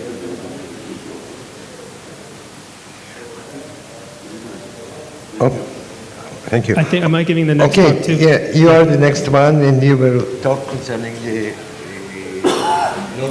long-term conservative treatment of dancers. So this study is on the incidence of and long-term outcomes of non-surgical management of displaced oblique fractures of the fifth metatarsal, what we all know of as a dancer's fracture. These are my disclosures. Sorry. Okay. These fractures commonly occur in female ballet dancers. The mechanism is that of a twist of the forefoot, and the fracture pattern, as you can see here, is a spiral oblique fracture starting distal lateral and running proximal medial. A review of the literature, surprisingly, only reveals a small cohort of studies that are really just anecdotally treated with non-operative treatment. Weight bearing as tolerated, a fracture shoe, a boot, a short leg cast. And really the fracture incidence and functional outcome after non-surgical care is completely unknown. And it's really just anecdotal. So the purpose of this study was to report the natural history, incidence, and functional outcome of the largest cohort of dancers' fractures in the literature. From 2006 to 2010, we reviewed almost 3,000 patients with metatarsal fractures. This is the same data cohort that we used for the overall general fifth metatarsal fracture data that I just presented. It was a prospective cohort. The dancer's fracture pattern was identified by one of the senior authors, and the long-term follow-up was conducted on all patients managed non-operatively at presentation. Our exclusion criteria were as follows. Obviously, those with open fractures, other fifth metatarsal fractures, non-displaced stress fractures, patients who were skeletally immature, and then patients managed with RIF. And our general criteria for that was over 5 millimeters of displacement in all plans. So patients were seen and treated non-operatively, weight bearing as tolerated in either a hard-soled shoe or a boot. And it really just came down to patient preference. In our area of Philadelphia, which is a temperate climate, where in general in colder weather, snow, fall, winter, we generally give people boots because they're just more agreeable to that climate. In the summer and the spring, patients generally choose a postoperative shoe. They were allowed to wear a regular shoe at 6 weeks if there were signs of clinical healing, and then symptomatic patients were then rescheduled at 6-week intervals until they demonstrated healing. We saw them initially at 6 weeks, and there was a 2-year minimum functional follow-up measured by the SF-12 and the foot and ankle ability measurement at the FAAM. So again, there were 3,000 metatarsal fractures, 142 acute dancer's fractures, 1 patient elected ORIF at presentation. So the incidence was just short of 5%. The average follow-up was 3.5 years, and complete follow-up data was found on 92% of patients. 107, again, a female preponderance, 117 females and 25 males. Average BMI was 26 and 12.6% smokers. These are our functional assessments. The most common mechanism was a twist, followed by a fall.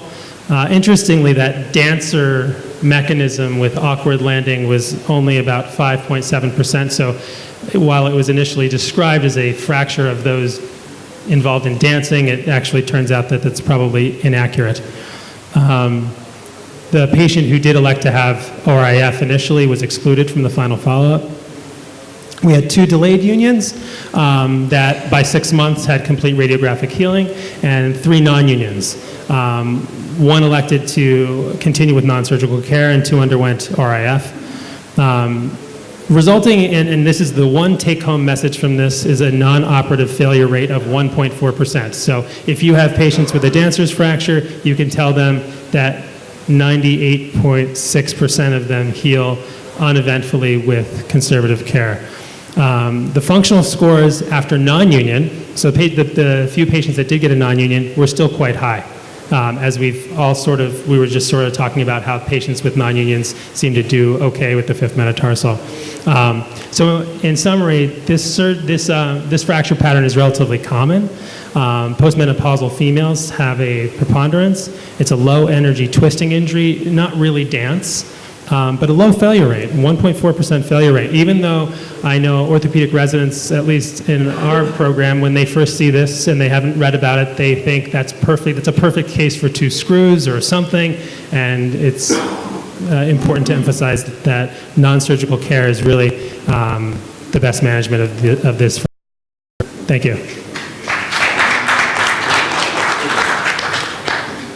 Thank you. Any questions? Yes.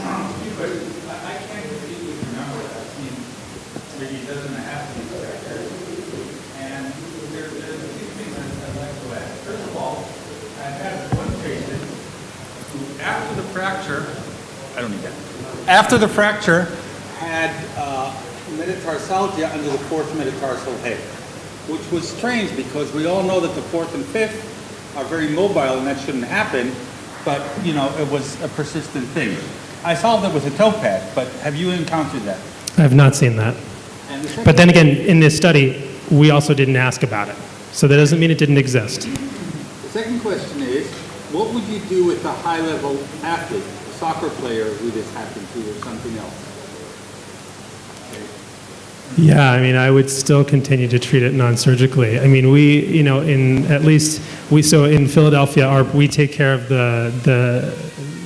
the Flyers, the Eagles, the Phillies, and the Sixers. I mean a high-level player.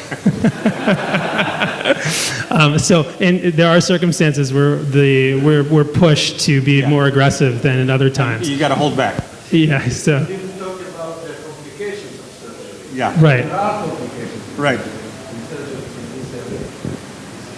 I mean, look, if.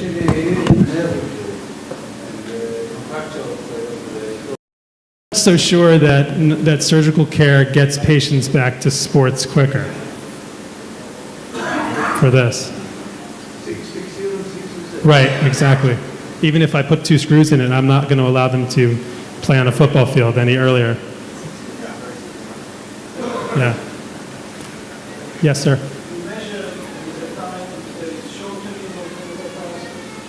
No. No, not that it remains the same length. No, we didn't look at it. We did not measure that.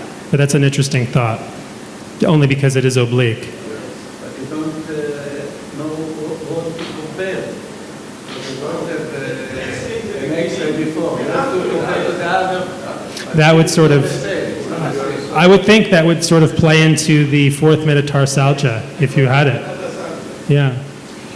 If I may help you, I also consider the length of the fracture itself. As longer it is better, but it might shorten. I have had, in my personal practice, again, all just anecdotal, I have had a few patients who I've had to come back, and maybe they weren't my patients initially, and trim off that bottom spike, just because it becomes a symptomatic callus. Thank you. Thank you, Dr. Pedovic. We will continue with the mini-invasive foot surgery from Sussex, Mr. Joel Vernois.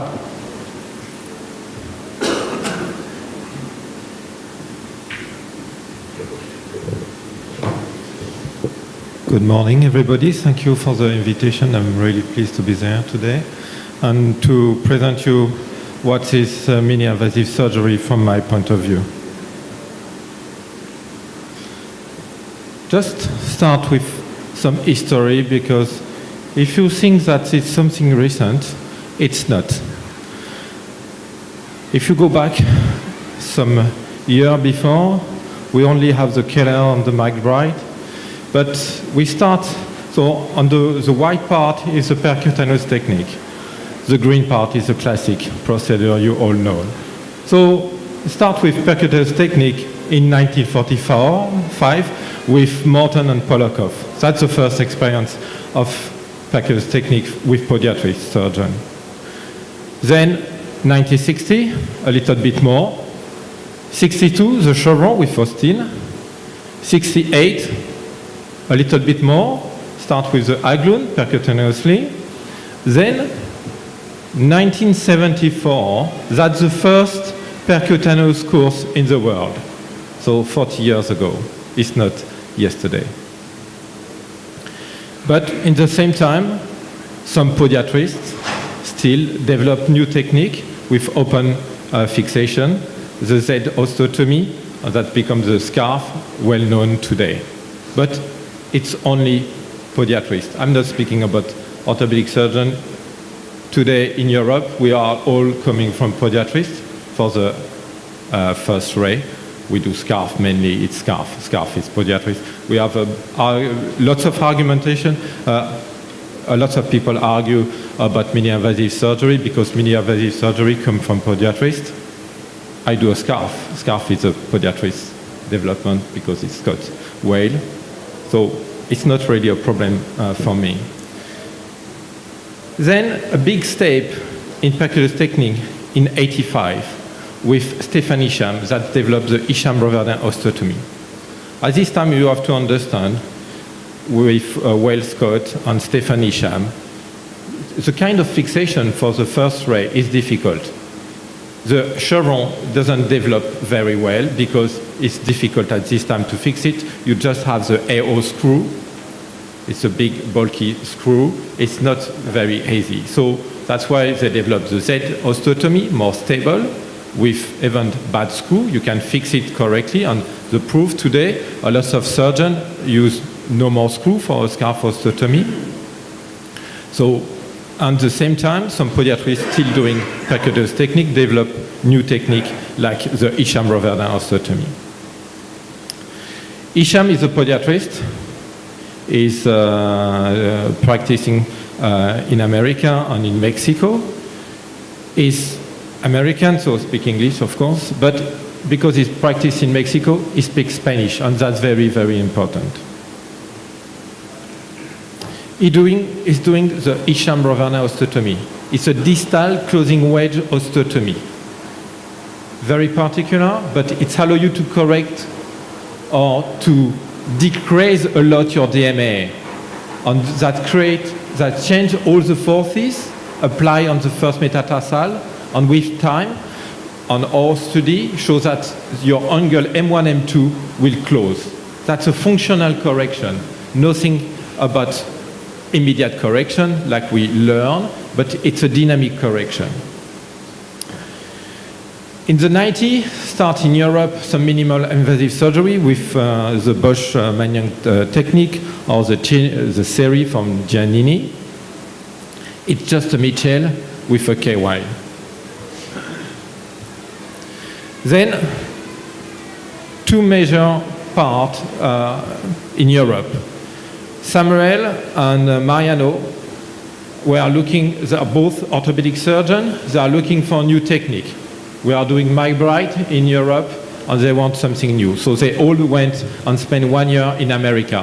One with a podiatrist, Scott Whale, one with a podiatrist, Stefan Isham. And they both come in the early 90s with new technique. One, the scarf osteotomy, and the Whale osteotomy. The other one with all the percutaneous technique.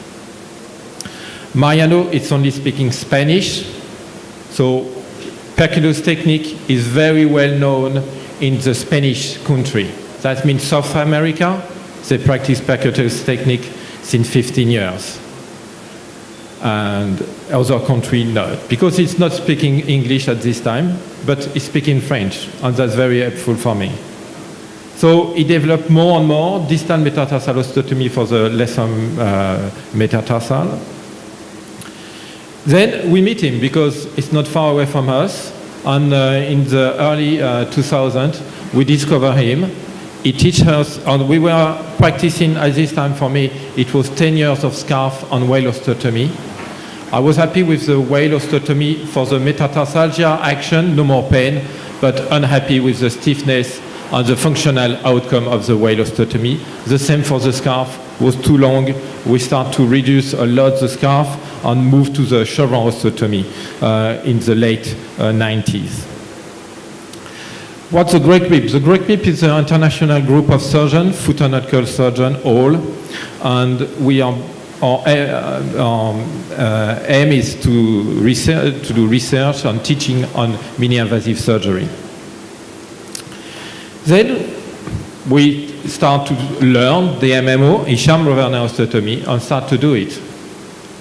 But we are not completely happy. We all come from scarf osteotomy, a fixed osteotomy. Then progressively we move to other osteotomy. So the chevron osteotomy, then the basal osteotomy, empty pigeon fusion, lapidus, all fixed osteotomy. So for us, it's a big evolution. So from a non-fixation and with dedicated osteotomy, we move to a classic fixation osteotomy and a classic osteotomy. It's not a Mitchell for me. The Mitchell open is not a good osteotomy, so why will it be very good percutaneously? And so we move to classic osteotomy. And we start to do more and more. So why? Because we have new tools. We have new tools. We have a pencil driver, and it's like the end of your finger. I don't see, but I feel it. And with some practice, you feel it easily. We don't use saw. We use burr. There is different size of burr. Some is for cutting the bone, some is for rimming the bone. Beaver blade, very small blade. And you need a mini C-arm. That can be one of the problems. You need a C-arm, mini or big, but you need to see sometime. So our philosophy is not a technique to fit the technology, but really the technology to fit with established technique. And I will show you why. Why I will do a chevron with a bigger incision. I can't see any interest.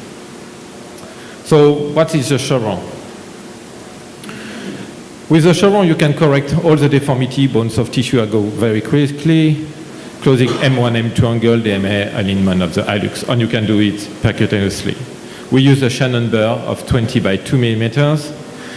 You can plan everything. You can plan if you want to shortening, if you want to lengthening, if you want to lowering the head as much as you want. It's just mathematics, cosinus, sinus, very simple. First, because the burr is 2 millimeters, you have to think, I want to avoid the shortening because of the burr. So you need an angulation from proximal to distal, roughly 10 degrees. Then you can put your burr inside, and with rotation movement, you can do your dorsal cut. And the same, you can do your plantar cut. It's easy for my resistor. So one case. So for me, my resistors are no more doing scarf osteotomy. They are more quicker with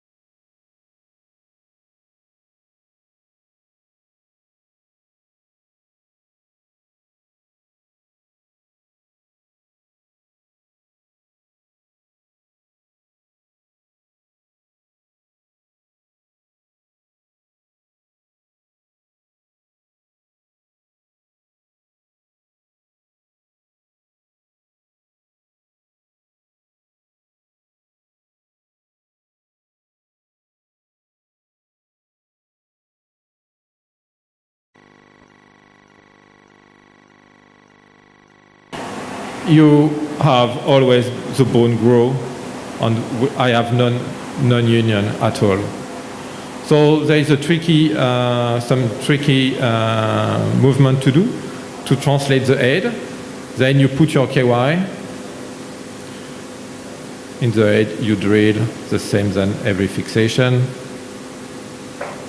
So that's the fixation for this. It's a double cortical in the first metatarsal, then in the head.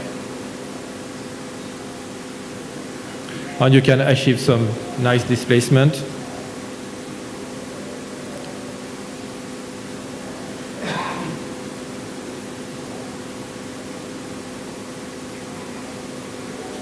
So if I was doing a lot of basal osteotomy, I do less. I still like the basal osteotomy, but for the old patients, they can't full weight bearing immediately. With this procedure, they can full weight bearing immediately. I just put a dressing for 2 weeks because I used to do a dressing for 2 weeks, and then no more dressing. So I just can cut what my colleague calls the spike of love, and take it off eventually or push it inside. As you can see, you just have a contact of 5%. Then I can do an Akin osteotomy. It's exactly the same principle than the Akin, but instead to use 2 cut of your saw blade, you use the 2 mm burr to do your dorsal cut and plantar cut of the Akin. Then you can fix it with a screw.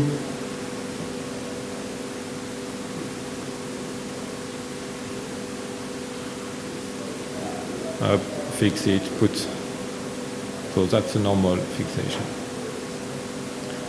Okay.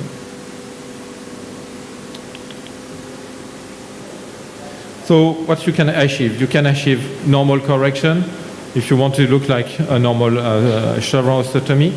If you do a translation that is less than 50%, one screw, a dorsal screw, it's enough. You know that the problem with the chevrons that's well known, if you do too much translation, you can have a rotation because the axis of fixation is here, and if you put all your weight this part, you will have a rotation of the head. It's not good.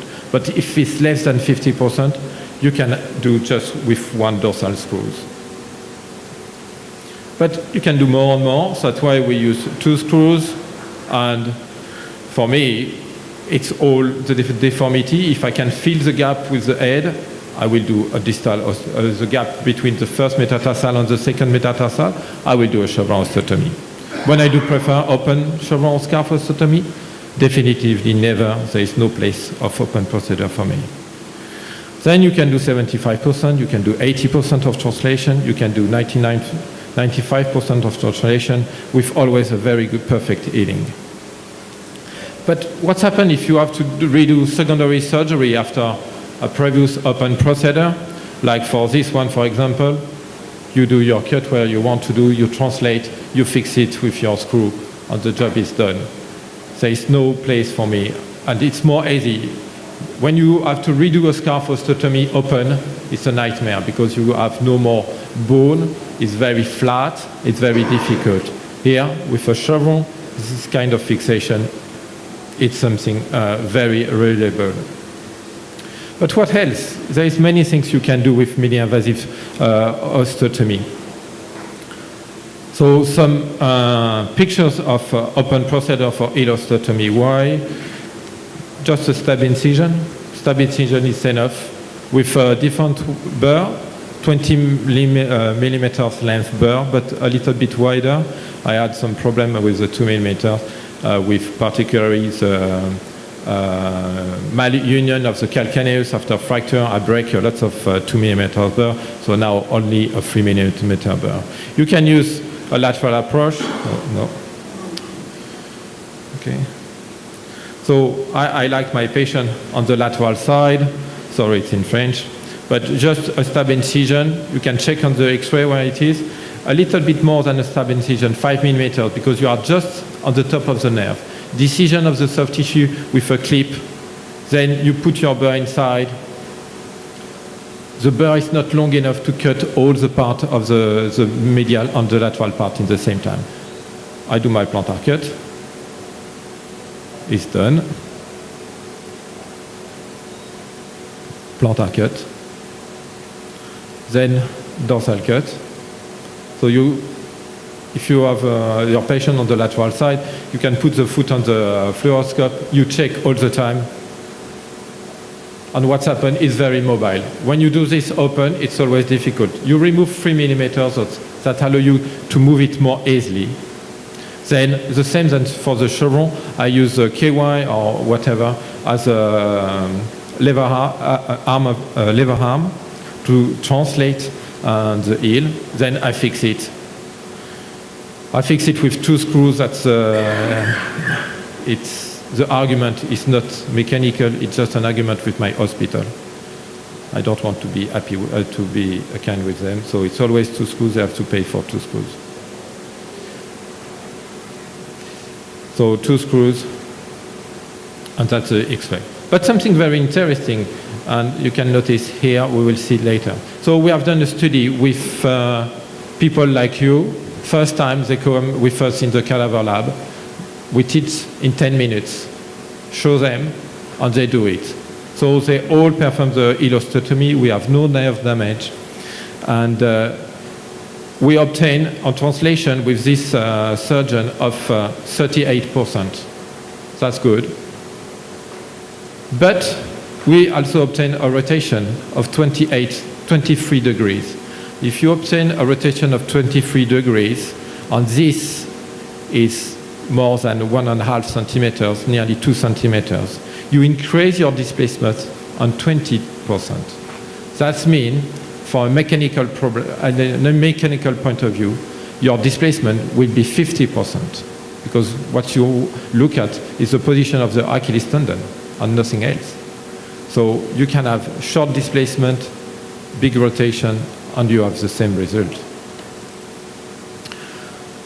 Back to the hallux, we can do hallux rigidus percutaneously, and I like to mix it with arthroscopy. The same, we use burr of 3 millimeters, a wedge burr that can shave the bone, and the principle is to come from the dorsal part to its osteophyte dorsally, cut it, shave it, not to go on the top of the osteophyte, please, because there is a nerve, there is a tendon. No plantar flexion of the hallux during the movement. Yep. Same, a little video. So the approach is nearly 15 millimeters more proximal than the osteophyte, because the length of your burr is 12 millimeters, and you need to put your burr inside. You don't need to shave the skin. So the movement is simple. We just shave.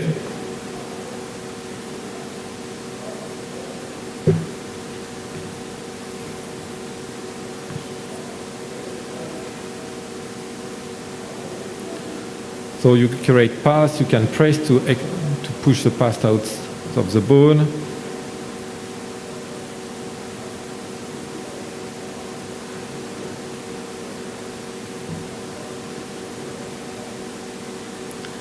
Then you can use some different instruments, a rasp.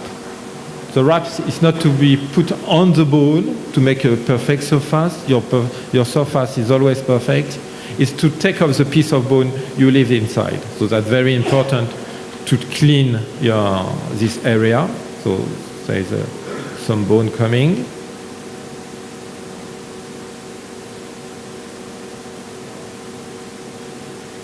Then you have to wash. So that's the X-ray, the lateral view of this patient. Then if you put a scope, and in this case you can put a 4 millimeter scope, not the 2.7 scope. I hate this scope only for the sesamoid, but it's too small, you have a small view, you put a 4 millimeter scope easily, and you can see this. So you can see a perfect cut in 80%. You don't have to come back for the cut. You can see the joint, and what you can see is very important, is the synovitis. And I like to do a synovectomy arthroscopically after all my chelectomy. So post-op is better, less inflammatory. What else? We can treat hamato or to deformity, like this one, for example, previous open procedure, but not perfectly straight. What can you do? Well, you can do simply a medial wedge osteotomy with your burr of 2 millimeters from a medial axis, directly straight in the bone. It's a safe point. Where is the deformity?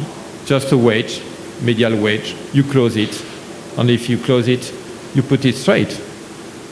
It's 2 minutes maximum. Then I have the problem on the PIP. PIP is a fusion of the PIP in plantar flexion. Just remove a wedge at the level of the fusion, and then you can put it straight. You fix it as you want. You can. Some of my colleagues like stitches. You can use only dressing, so we can teach how to use the dressing. If you use dressing for the Hamato, the technique for the Hamato will take you for example, for the 4 lesser ray, will take you 5 minutes to do the procedure and 10 to 15 minutes to do the dressing if you just do the dressing. But the advantage is you can do whatever you want. It's not only one procedure for every patient, because today if I ask you, what are you doing for a Hamato? 80% of the people will say, oh, I do PIP arthroplasty or PIP fusion, and that's all. And that's a shame, because if you have some mobility in the PIP for a young lady, they don't like to have drumstick instead of Hamato. They like nice feet, they want to show the feet of their friend. So if you can keep the joint mobile, even if it's a little, some mobility, and perform extra-articular osteotomy, just tape it or use stretching, or use stitches is very nice. I personally use a lot of KY for all patients, because they can go to the shower with the KYs, they can take care of themselves, they don't have to bend to protect their foot, so that's more easy. So for me, mini-invasive surgery is a perfect tool to adapt our treatment to the patient, and not to use one treatment for all the patient and adapt the patient to the treatment. It offers so much more possibility of correction, particularly for the Hamato. But for the heel osteotomy, if you have to do a hind foot, or even if you do an ankle replacement, a subtalar joint fusion, and you want to do a heel osteotomy will take you 10 to 15 minutes. So you can do the major correction with plenty of time. But the technique is like every technique. Don't start immediately on you, because if you don't use a good instrument, you will burn the skin. If your tool, some people use a tool with a RPM of 10,000, 10,000 will burn the skin definitively. So that's a big mistake. And be careful, because some companies sell engines that are not good at all.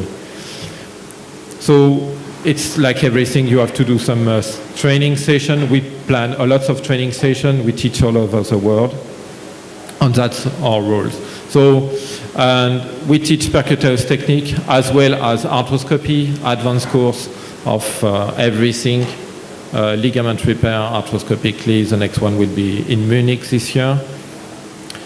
And our next big meeting for us will be in July this year, and you are all invited to come and to see communication of all over the world. I would like to thank you very much for this day. Thank you.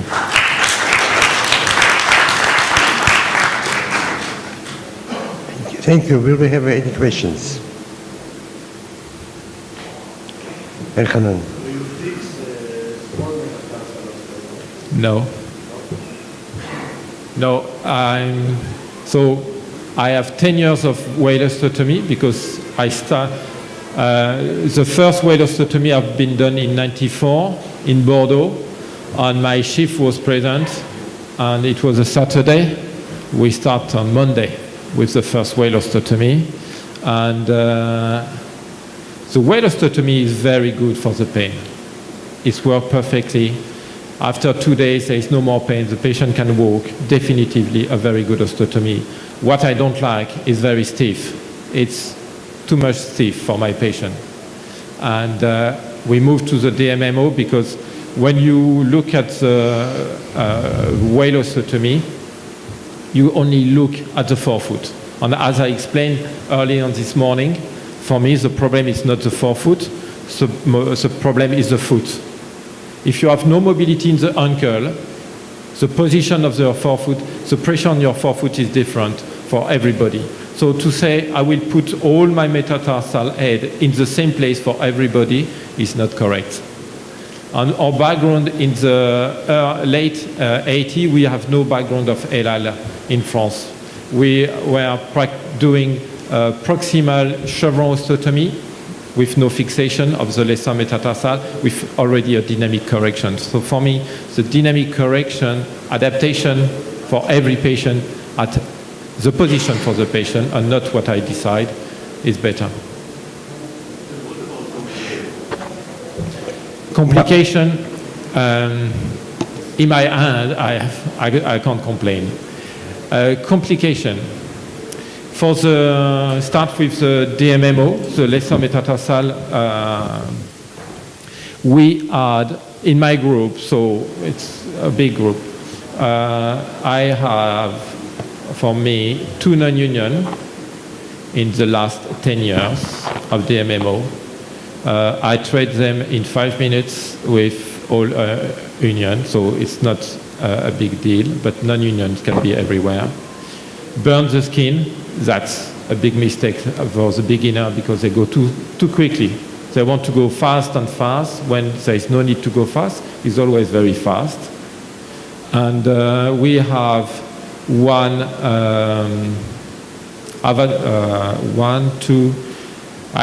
three avascular necrosis of the head of the lesser metatarsal has been reported in the group. And that's all for the lesser metatarsal. No. Nothing. Compared to open, it's nothing. How many have you done? I do, yes. I do 24 feet a week. It's all percutaneous technique. Yes, my chevron. I look at my chevron, and I publish it in the FUS, the German journal. Please use microphone. They are transferring me to internet. Please. What about EHMs? No, alors, absolutely. There is, I think, 2 people. One is my colleague. I told him, don't do this. Do as I told you. And he decided to come from a distal approach like this. And he cut it. How do you protect it? No way. You cut it. How do you protect it? You don't, the bird, Stephen Bendel, the actual president of the BOFAS, went to the course and tried to cut it. If you want to cut it, you really have to push on it with the burr. It's not cutting the soft tissue. Yeah. It's for the soft tissue, you really have to, you want it. But when you do it, mainly the burr is in the bone. So for all the osteotomy, the burr is in the bone. As soon as the burr is in the bone, you can't damage anything, except if you go very, very fast. But you can't damage anything. And for the chelectomy, you create a room with a periosteal elevator, and that's all. And you don't go on the osteophyte, you don't do mistake. The question about neurovascular damage is critical because there is a very bad reputation for percutaneous surgery, and actually it's a procedure that was used in the United States for many years, and it has a very bad reputation, and also in Israel. We saw not one black toes from. So there is a very big difference because you need a special equipment, and the special equipment is low speed, high torque. And I did the course with Joel last year in June, and I did more than 100 osteotomies, more. I did not have a single neurovascular complication. And I had a learning curve, of course, but the equipment is safe. Because of the shape of the drills, these burrs, and because it's low speed, even if you go out of the bone and you compress, and you put compression on the neurovascular bundle, it will not cut the neurovascular bundle. And I tried to cut the EHL tendon with the cadaver, and I even raised the speed to 4,000, and I could not cut the tendon. I put a lot of tension on the tendon, it didn't cut the tendon. So this is a very critical, don't try to do it with a high-speed burr that you have in your hospital. Okay. Can you send it to me? Yes.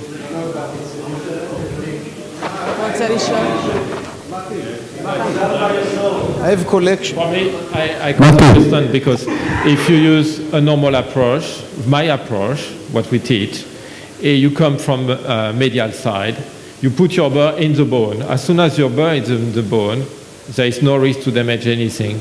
But I have a whole series of complications for mini invasive. Sorry? Okay.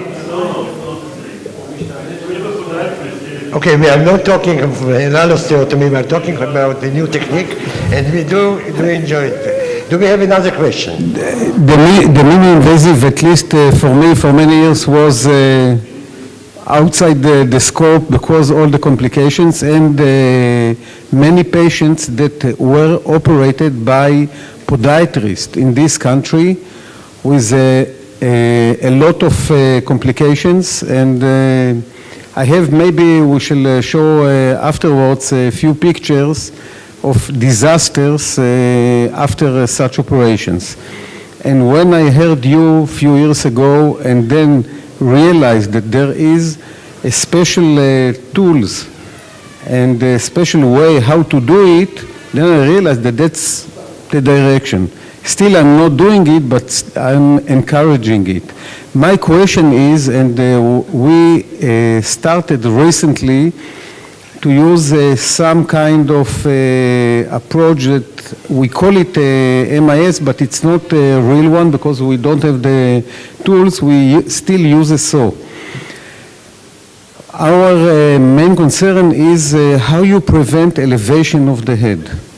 Because you are doing a straight cut, I'm doing a chevron. And there is 2 points. If you use a saw, you need to do a release on the top, on a little bit on the plantar part, because your saw is going outside the bone, inside, outside, inside. You are like this. Okay. So because you do all this release, your head is mobile up and down. For me, I put my burr. I use just to do a dorsal release, that's all, no plantar release. Then you put your burr, and because it's not a perfect chevron, like described with 60 degrees, it's a little bit more proximal, but because you have this shape, and the axis of your burr dictates the translation, the apex, and you have less elevation. Really, it's not a problem of elevation, we have more plantar flexion because of the tool we use, so you can avoid this, and we explain it during the course, how to avoid too much plantar flexion, but we have no elevation really. There is also problem that you cut off 30% degrees that you don't make the shape of both sides. Yes, that's why, yes, this, so it's 10 degrees, no, it's 10 degrees, but you manage, so we don't have really this. The problem with the straight cut, like the Seri or Bosch, is, as you know, you put your KY on the medial side. If your KY slide underneath, because you full weight bearing immediately, what's happened? You elevate. The same, if your KY slide on the top, you plantar flex. Your KY must be always on the lateral side. That's why, for me, I prefer to fix it completely, because even if the chevron can translate in the right position, I will fix it with screw. No more problem of KY. The position is perfect. Job done. So it's in my population, because I'm not working in a big town, in France, it's all farmer, and if you allow people to, woman or man, to full weight bearing, they will be in the field the next day. So I'm warm there up because I don't want to see a swelling feet after 2 weeks. So 2 weeks on the hill, then full weight bearing completely. Even on the 95% displacement? Yes, oh yes. Now I'm no more seeing the patient at 2 weeks because I'm so confident with the fixation. And sorry? Flat one, the flat one. So I reduced now, I moved to 1 month with the flat shoes because I was doing exactly what Patrice Diebol told me, what he's doing for his chevron 6 weeks with everything of the post-op. But no, and I know the patients are full weight bearing, a lot of patients are full weight bearing immediately. My friend has full weight bearing. If it's people living in Paris, you can ask. You can explain them, they understand, they will do perfectly. If you are sure they will not understand, I try to make them afraid about it. Because they have no pain. It's really less painful. The osteotomy is not painful. I think it's the release of the soft tissue that can be painful. In the scarf, I think that's the main problem of the pain. But they want to full weight bearing after 2 days. Do you have any problems concerning the skin? Because usually the skin is very prominent, especially if you have huge value. Yes. And you're removing the value, you're leaving the skin, you're not doing any correction on the skin. Do you see this problem? No. The skin retract. Even for the amateur, so they are like this. I just, if I do I can do just a flexor brevis percutaneously on the basal osteotomy, for example. So they are like this, they become like this, and when you become like this, you have too much skin. So you can just take the skin out and stitches it, but because I don't use tourniquet at all, I just prefer to put a stitch like this. It's a bulky skin after, it's not very nice, but in 3 months' time, it completely disappeared. So I don't see the interest for me to spend 5 more minutes with blood everywhere.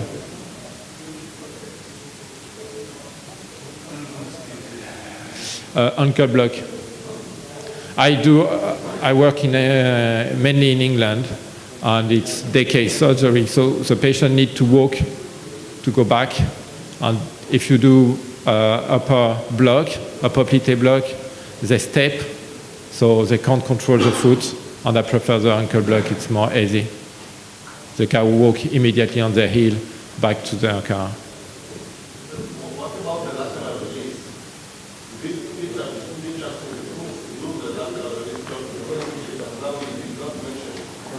I didn't mention everything. I do, for me, systematically a lateral release, but it depends. Some of my colleagues are not doing it because of the bone correction. I'm still thinking the lateral release, when you do the lateral release in open procedure, it's not to correct the hallux valgus, it's to allow you to push the head. But because with the chevron you are extra-articular, there is no problem of lateral release really. You can push, the head move. It's completely different.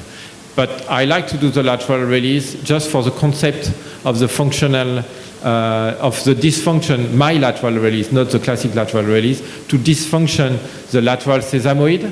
If I dysfunction the lateral sesamoid, I put more strength on the medial sesamoid.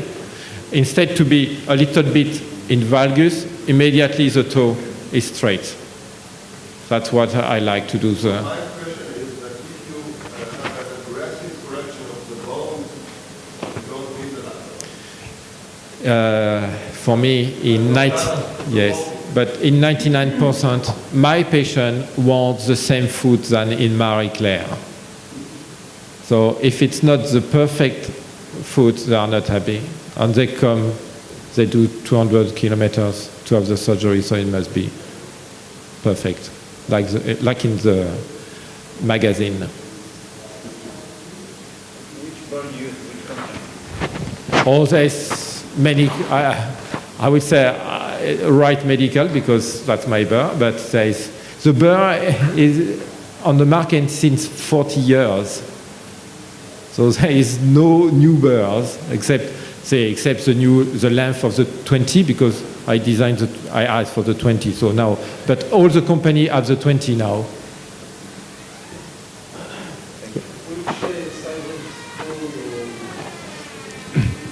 I use the classic. It's like it's 3 millimeters, but the length now, no 3.6. Yes, and we are going to. We will have new screws because we come so much proximal, and we will have 4 millimeter screws, but actually it's just a 3 millimeter screws, and the length is 44 always for me. Thank you for this fascinating presentation. And I hope to see you in Barcelona. Thank you very much. Thank you very much. We will proceed to the hallux valgus surgery, and we will ask the panelists to be present. It's Dr. Nof, Professor Niska, and Dr. Melamed. Okay, Luger will come instead of Eyal. And Dr. Elias will go forward to start the presentations. Mati, you want to sit down? Okay. Mayor. Fuse it or use it.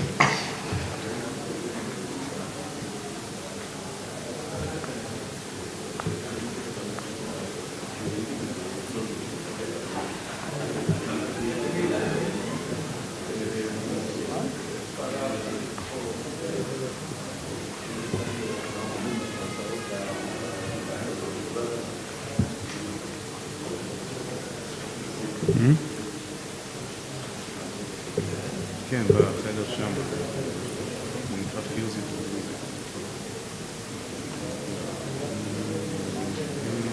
הוא לא יודע את זה?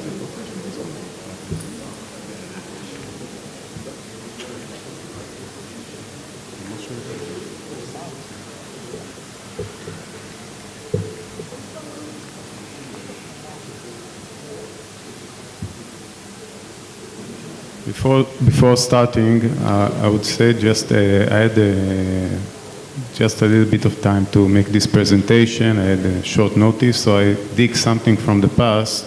It's about the 7-slide presentation, but it's very nice and interesting.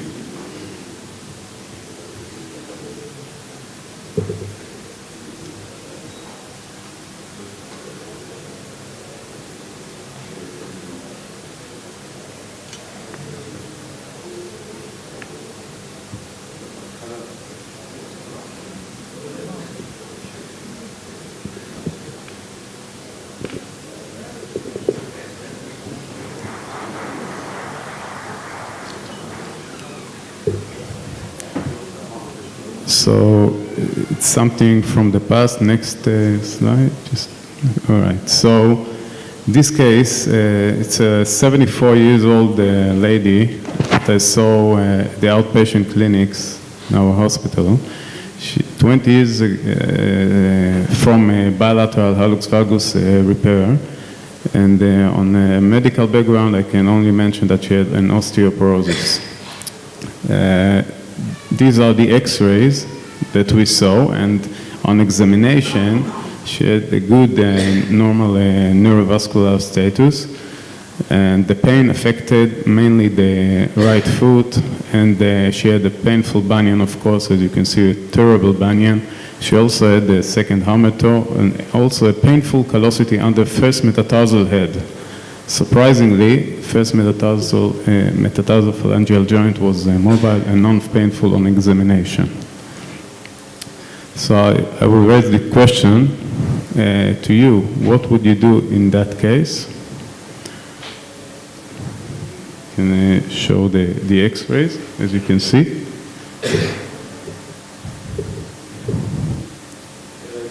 Yep. What would you do? Mati? We will take another X-ray. Okay.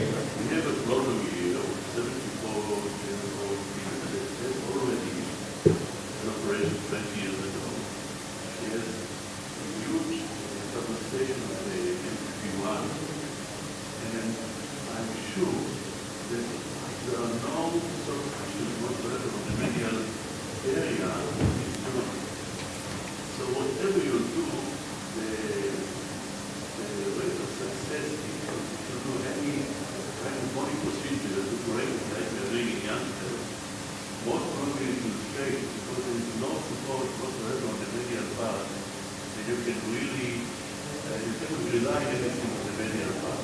Yes, you can say it with uncorrected kind of ligament, but it won't work.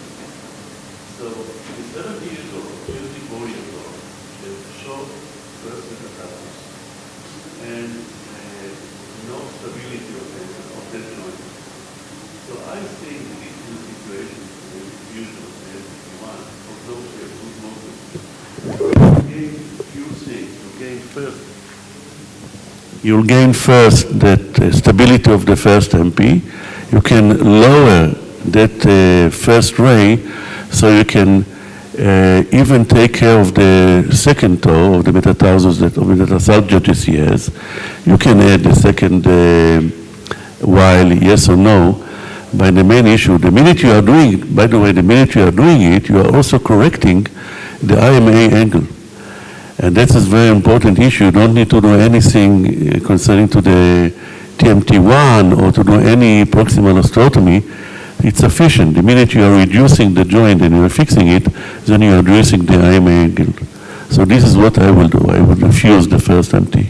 I will just mention that she had a callosity, a painful callosity under first metatarsal head, and we saw that it might be part of her deformity. And but does anyone else has any other idea? Would anyone try to fix it, to correct it, do a revision surgery? I don't know. On a 74-year-old, I just might do a Keller. Consider that patients at this age who are very happy with Keller. It's a good procedure, but it's not a lot of use. The problem is you can do it, but never mention it. But the founder's one. The problem with Keller is that it will not address this patient's problems. She has a problem, two main problems. Painful underneath first metatarsal head, that's the main pain. No, it's because of the deformity. Deformity, and it's a bony, it's not because of instability, it's because of a bony deformation after surgery, and also this bunion. We also thought that the best surgery for her was, we proposed first metatarsophalangeal joint fusion, second PAP fusion, and also maybe a proximal correction of the intermetatarsal angle if the MTP joint fusion will not address the problem. She refused any kind of fusion surgery, and her decision has been made to perform triple osteotomy. She knew, we informed her about the problems, about the risks, and also that she may need, probably need fusion in the future.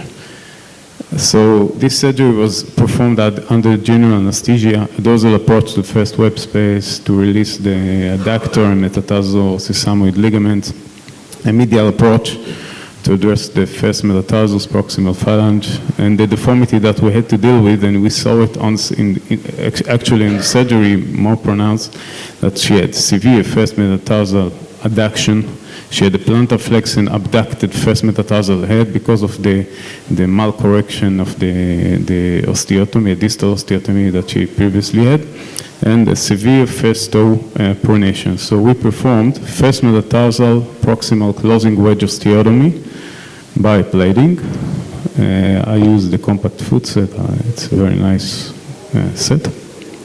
Distal metatarsal wedge was taken from the metaphysis, from the medial and dorsal part in order to dorsiflect and correct the distal metatarsal articular angle. And it was fixed by a compression screw and also an Aiken osteotomy to address the toe, to straighten actually the toe and also to rotate it. And it was fixed by a bone staple. That's the air position after the surgery. So we can see that it's better. It's not perfect, of course. She still had a cosmetic bunion, which it didn't cause her any pain. She was very happy with the surgery, and she didn't have any pain underneath the first metatarsal. Afterwards, she wasn't bothered by this residual bunion, mild bunion, and she recovered well. And now I'm going back to the first question. Would you do it or use it or fuse it? Actually, that's the question. Elias, I think that, first of all, excellent what you did, but I would do, if I will go with the lady, I would fuse the TMT1. I wouldn't do a proximal osteotomy, because I need then to push the first metatarsus just adjacent to the second one as much as I can, and fix it there and don't let it move from that position. This is the only way that I can kind of correct the MTP1, by pulling the head really, really laterally. So I would do a fusion. I wouldn't do a proximal osteotomy. And actually, you needed a screw to put between the first and the second one, lapidus. And actually, you look at the screw that you put in between the first one and the second, and you thought about it, and you tried to fix the first with the second, you see? And what will happen, maybe it will be all right, but what will happen, it will break down, and eventually gradually it will go out again, and it will destroy all the things that you do. So at least I would do the lapidus. Okay, I agree with that. Maybe today I would do lapidus. It's more reliable. And I don't have any other x-rays because she was coming to the outpatient with x-ray from the outpatient clinic, and we didn't have time to get. But I can tell you that surprisingly, the screw didn't break, and she was quite happy. But I agree to that point, and today I would do it differently. I would definitely do a lapidus procedure and not a wedge osteotomy. But I would also say that today, although she is happy, I would not do this procedure. I would do a fusion surgery on the first MTP joint, still recommend that, and not trying to correct this deformity, because other things that we have to think about is not only the joint function, but also how to correct the deformity with a reliable procedure, and that's it, and with no other procedures. And I think the most reliable procedure, although it's okay, is a fusion surgery of the first MTP joint. Yes, I have such a patient. I refuse to operate, and I will send her to you. Okay, I have a theater in Asuta. Can you show the first X-ray? Yep.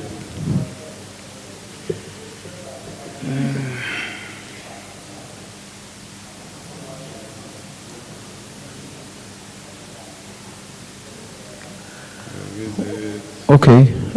If we look now here, we have two problems, which I see on after the operation. It's a little bit worse.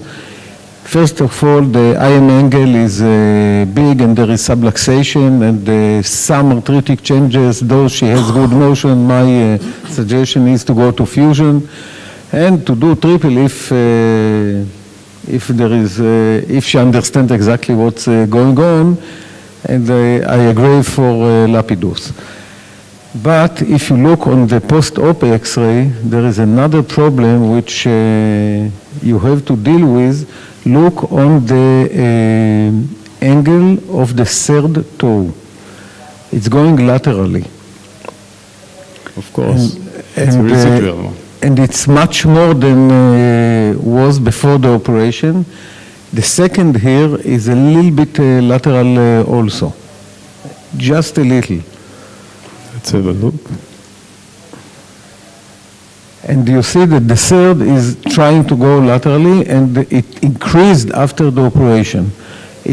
I don't know if it's connected to the operation. I don't think it's connected, but it's a process that something that I'm looking on, leave this X-ray, you see that there is a beginning of lateral deviation of the toes. I'm not sure we can conclude because it's not a weight-bearing X-ray. The one that following the surgery, she's still with a K-wire, and it's not a standing X-ray, so I'm not sure about that. Okay, but now look on something that I realized it only recently, and on our last conversation on hallux valgus surgery with Lou Sean, I pointed out this. You see the angle between the second and third MT? Yep. It's a little bit less than the third and the fourth, and it should be in the middle. So, and you see after the operation it's increased. I don't think it's a great thing. After correction of the second, It's not a real AP, but then you have a widening opening between the third and the second. Or maybe no, it's widening. Maybe dislocated. It's a the dislocation or subluxation laterally of the toe is pushing the third MT medially. And that's a concern that I'm not talking now about the hallux valgus, but the lateral toes, and I see it now, and I don't have solution for this, and I think that you should address the patient that she is getting a lateral deviation of the toes, and it shall bother her in the future. Mayor. What I called it operation, I called it forefoot reconstruction. So I will not address only if you want to do a forefoot reconstruction. In this case, what you have to do, this is what Baruch do, and I do. But she's not symptomatic. On the lesser toes are not symptomatic. Never mind, she will be symptomatic. She has now uneven foot, and she has second and third very long metatarsal. It will be very big luck if she will. I don't think we should address all the problems in one surgery, especially if it's a big surgery, because every incision you do, any bone cutting procedure can increase the swelling and the complication rate. I think we should announce the patient. She needs to know what in the future might be a problem, and that she may have adjustments in the future. She may have adjustments, but not to go full house surgery, because you might find yourself with other problems that on other toes that didn't have any symptoms.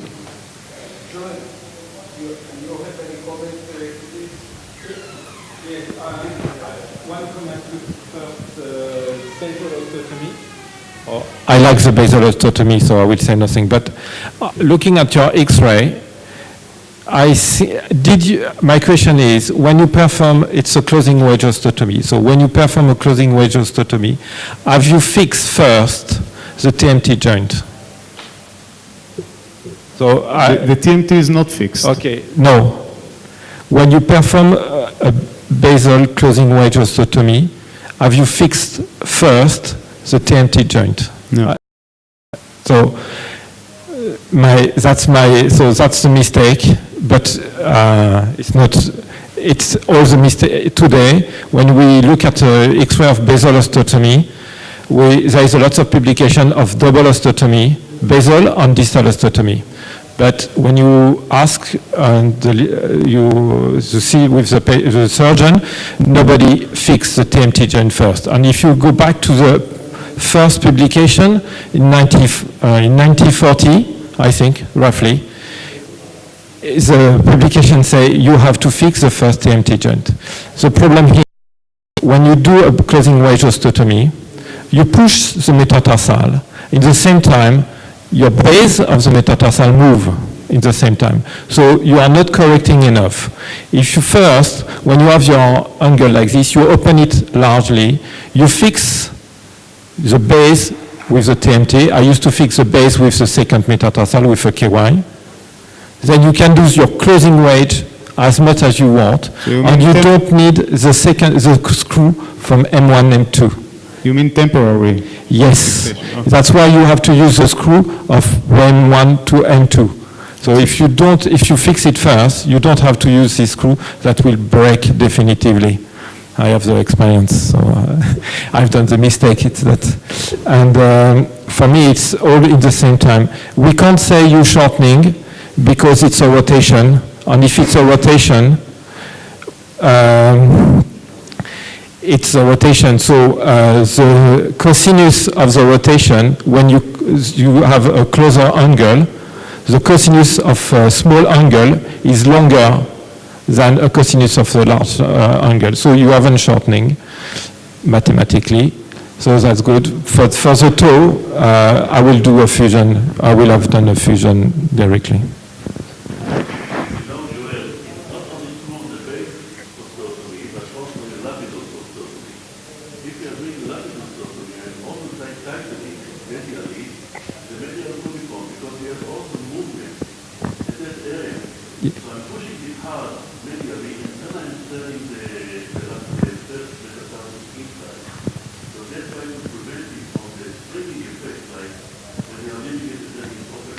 Yes, that's because you are doing a modified lapidus. You are doing only the first TMT joint. You only fuse with 2 screws. With a plate. With a plate, okay, but only the TMT. So for me, the lapidus, it's a lapidus. I do the intercuneiform joint and the TMT joint. But because I do all percutaneously, I discover that sometimes you have this movement between C1 and C2, and you need to do proper lapidus, for me, with 3 screws. But sometimes you absolutely have no movement in the cuneiform joint, so I only do a modified lapidus with 2 cross screws. Okay, thank you, doctor. Is Dr. Salman around? He's the next presenter. Dr. Sergei Salman.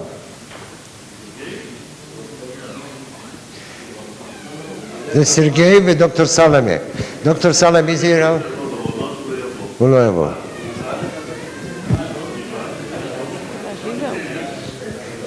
Do you have another kid? Niska mi Okay, Mayor, thank you. You will discuss it as well, no? I have, because I didn't have the time to prepare it.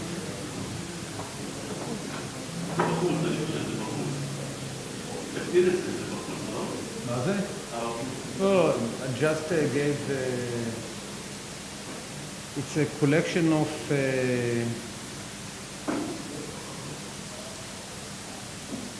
it's a patient that came to me with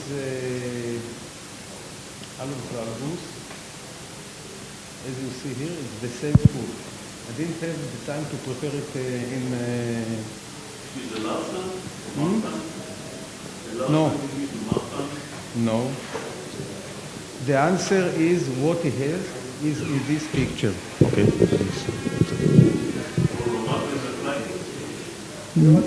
You are close. Not exactly.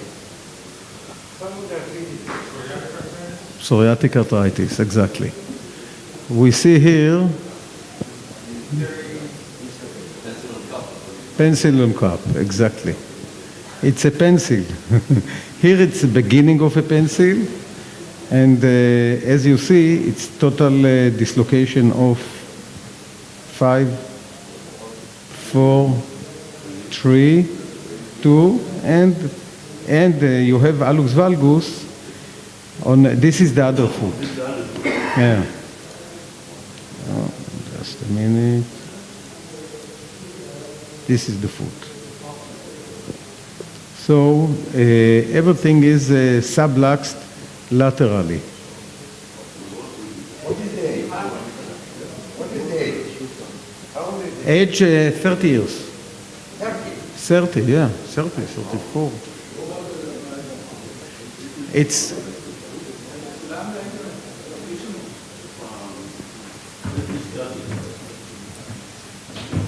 Okay.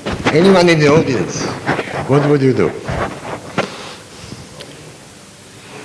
Okay, metatarsalgia and a lot of pain, the whole forefoot.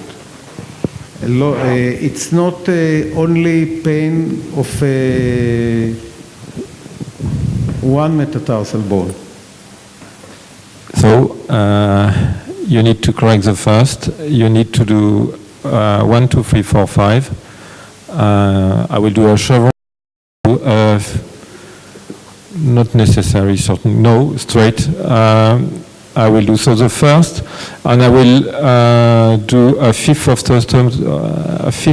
osteotomy, but I will probably fix it or strap it very strongly, because you need to have a fifth very strong.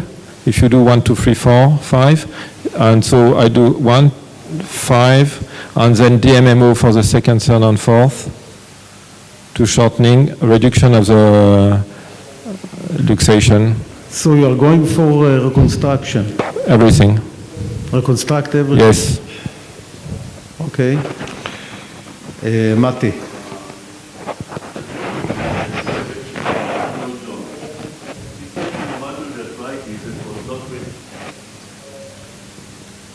It is like in the old age of rheumatoid arthritis that didn't have the biological treatment, and actually have destruction of the soft tissues and also of the joints themselves. So if you're doing reconstruction of the joints, which is very difficult here, actually you don't, and you will suffer a lot of pain. So we have to do like we did in the past, Fowler-Taylor operation, which is MTP first fusion and excision of the heads of 2, 3, 4, 5, and then they will cope with good insole. Now to date, I must comment, to date, with the psoriatic arthritis and rheumatoid arthritis, because they're getting biological treatment, we don't have such results. And we can really treat them like any other people, and not doing such awful operations. But at that situation, nothing can be done except of what I suggested, I think. Elias? In that case, I would do a Dwyer forefoot reconstruction. That is, I think it's better than Fowler. I think the only modification here, other than the fusion, of course, of the first MTP joint, is to take the extensor tendons and pull it down after you fuse the PIP joint, and fix it around the K-wire that goes into the metatarsal shaft. It holds the toes more straight, and they can maybe not assure you, but I think you get better results for the long term, and not. Suggest to do flexor to extensor tenodesis. No. Just taking the proximal part of the extensor longus, cut it, then wrap it around the K-wire that you put from the toe into the metatarsal head, and then you suspend the toe, and I think it's better. So let ask, there are few options here. One option is, as Mati said, fusion of the first MT and resection of all the heads. Second choice is to do Keller on the first and resection, arthroplasty of the whole metatarsal heads. And there is another modification that I was taught many years ago that we call Stainsby, in order to prevent dorsal shifting of the toes. Stainsby recommended to do extensor to flexor tenodesis, and that stabilizes the area of. I had a very nice lecture how to do it and where to do it, and It doesn't work. it works if you do it properly. As he is doing it, I have done it for many years. And Whenever you rely on so, what Elias suggested is kind of the same thing. Let's but vote. Somebody for...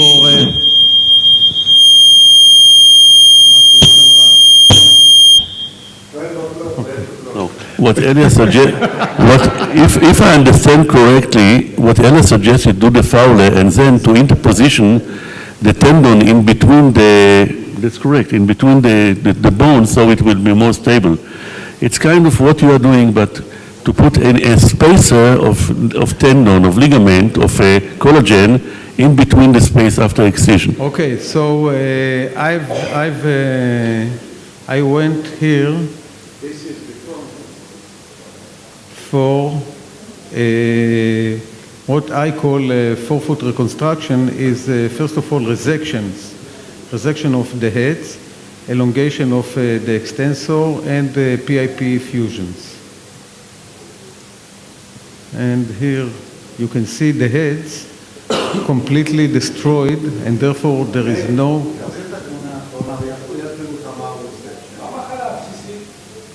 Psoriatic arthritis. Psoriatic arthritis. Okay. Meir, go ahead. בוא, אליאס. בוא, תראה, בוא נלמד משהו.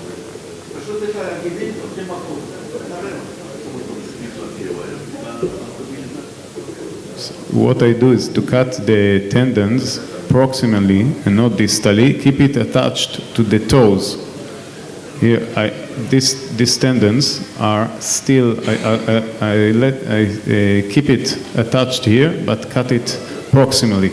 Then I cut the metatarsal head, do the PAP fusion, and then wrap the tendon under tension around the K-wire and push it down. And then push the K-wire into the metatarsal shaft.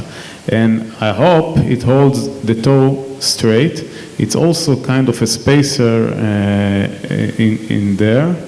And maybe like a tenodesis effect or something like that holds the toe straight for the long period.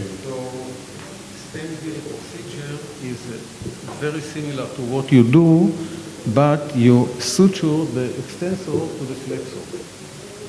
You're doing the stabilization, and then you don't use not using K-wire. Like they do it for some. I agree. That's what he developed. Okay. So that's the head. And therefore, when you see such head, for me, there is no way for reconstruction. That's the whole four heads together, destroyed, and therefore, it's when you open it and see it, there is no point of reconstruction. And this is the end of the operation. And did you drive the K-wires all the way to the shaft? Yes, of course. Yes, of course. And one thing that I've learned is very difficult in these patients because sometimes they are osteoporotic to do plates and to do rigid fixation. Sometimes it doesn't catch. So when I cannot put plates, I put multiple K-wires and it works very nice.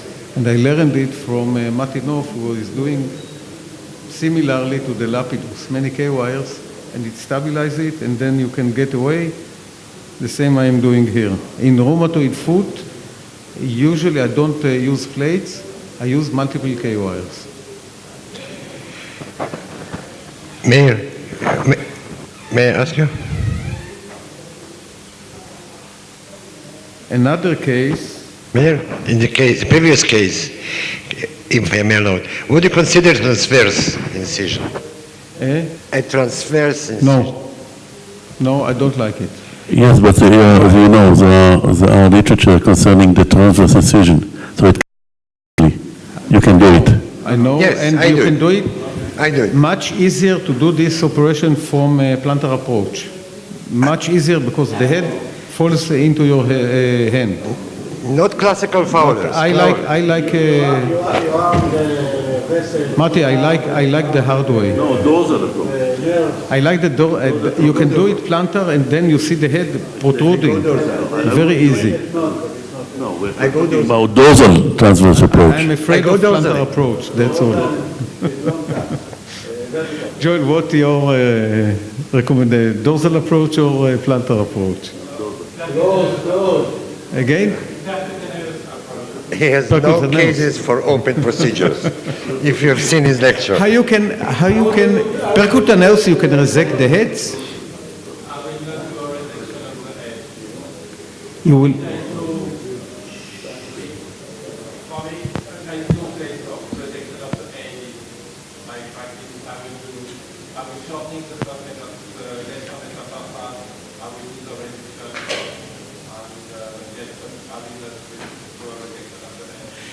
Though the heads are totally destroyed. Yes, but often they are not complaining of, sometimes they are not complaining of pain when they have the movement. If the movement is painful, it's okay. We can do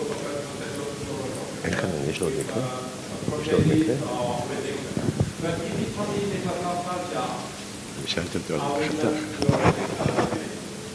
Though the heads are totally destroyed, it's very interesting because we see sometimes in dislocated hammer toe, which is more common, destroy the head and still you reduce it and still it's not so painful when you move it. And your comment, I agree with it, that sometimes though the joint is destroyed, still you have quite good motion and pain and non-painful.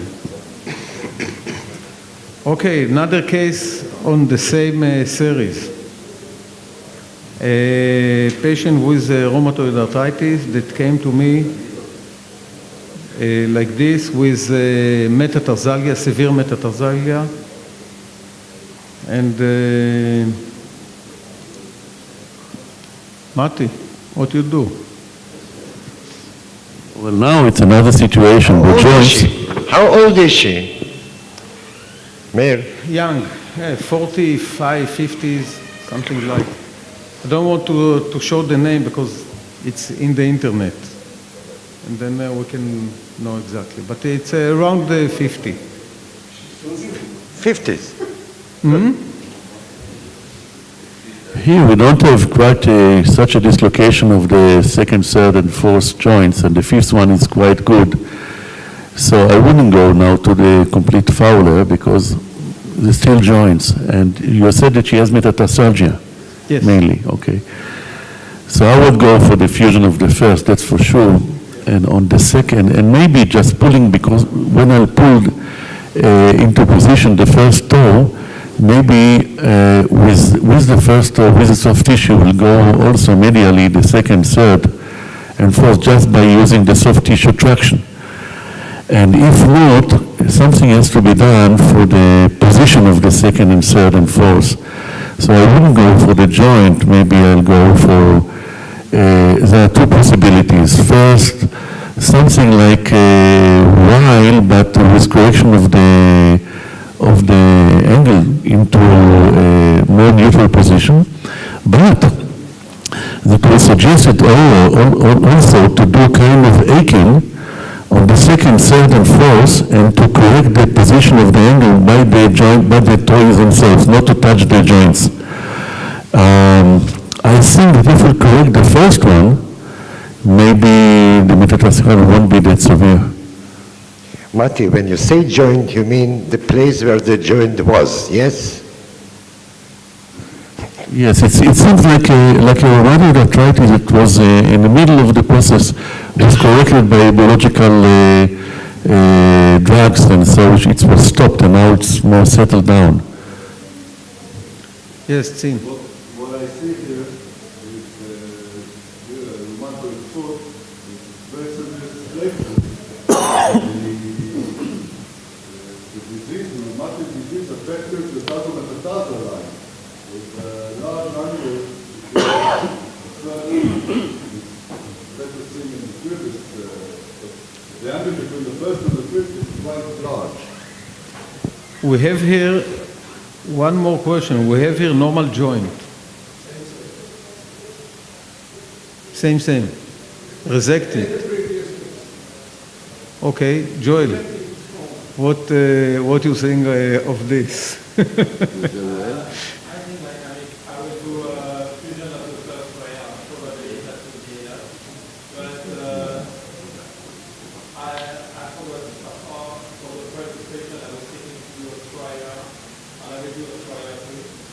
Okay.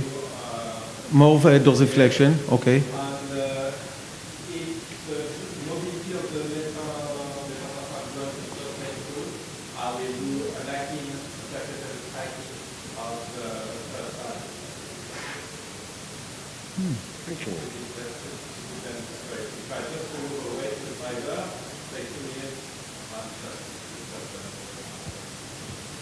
Wow.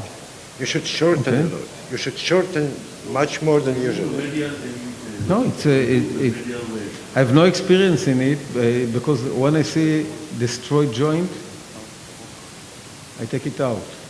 That's the way I was told, and I agree that not all the destroyed joints of the metatarsophalangeals, mainly the lateral ones, are painful. It's mainly the metatarsalgia.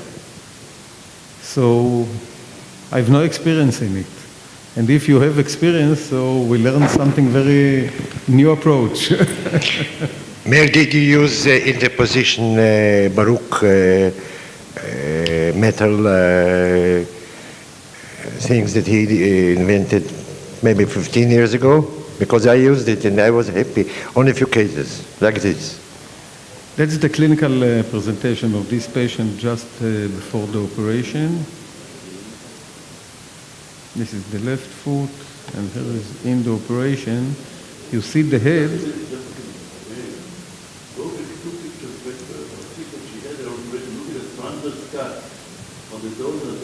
Here? Yes. What kind of question she had before? No. לא היה לה. לא היה. כי זה נראה מצב אחרי ניתוח פאולו של פעם. זה, הצילומים עצמם, the x-rays look like the results of the Fowler. You know, might be. As far as I remember on her. I was joking with them that this is a failure of the first surgery. Might be. Because no one used the first one. The first one from the beginning. So what you did? Fusion. She had operation.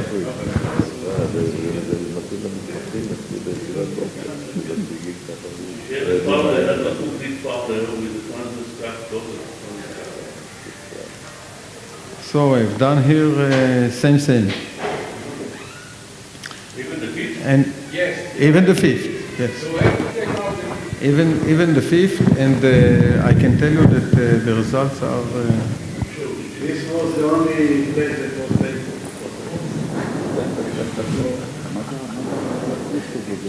Now, somebody has any comment on this? That's just an X-ray that I brought of a patient that from my collection. I don't remember the case history, but somebody tried to do something here.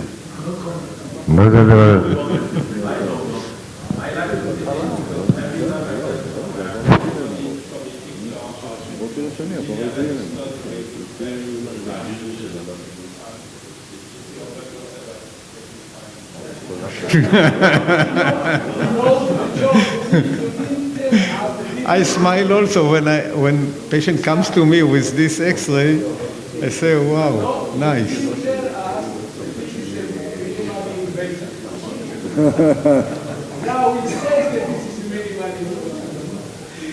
I don't think it's minimal invasive. Somebody tried to do here while osteotomies, aching, and most probably some kind of scarf.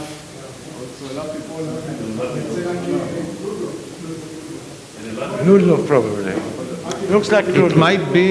It might be Ludlow, but both screws are out. Oh, because maybe it was broken out of the screws during the... It might be Ludlow. Ludlow, it was good and broke out. Yes. Okay. I have many more, but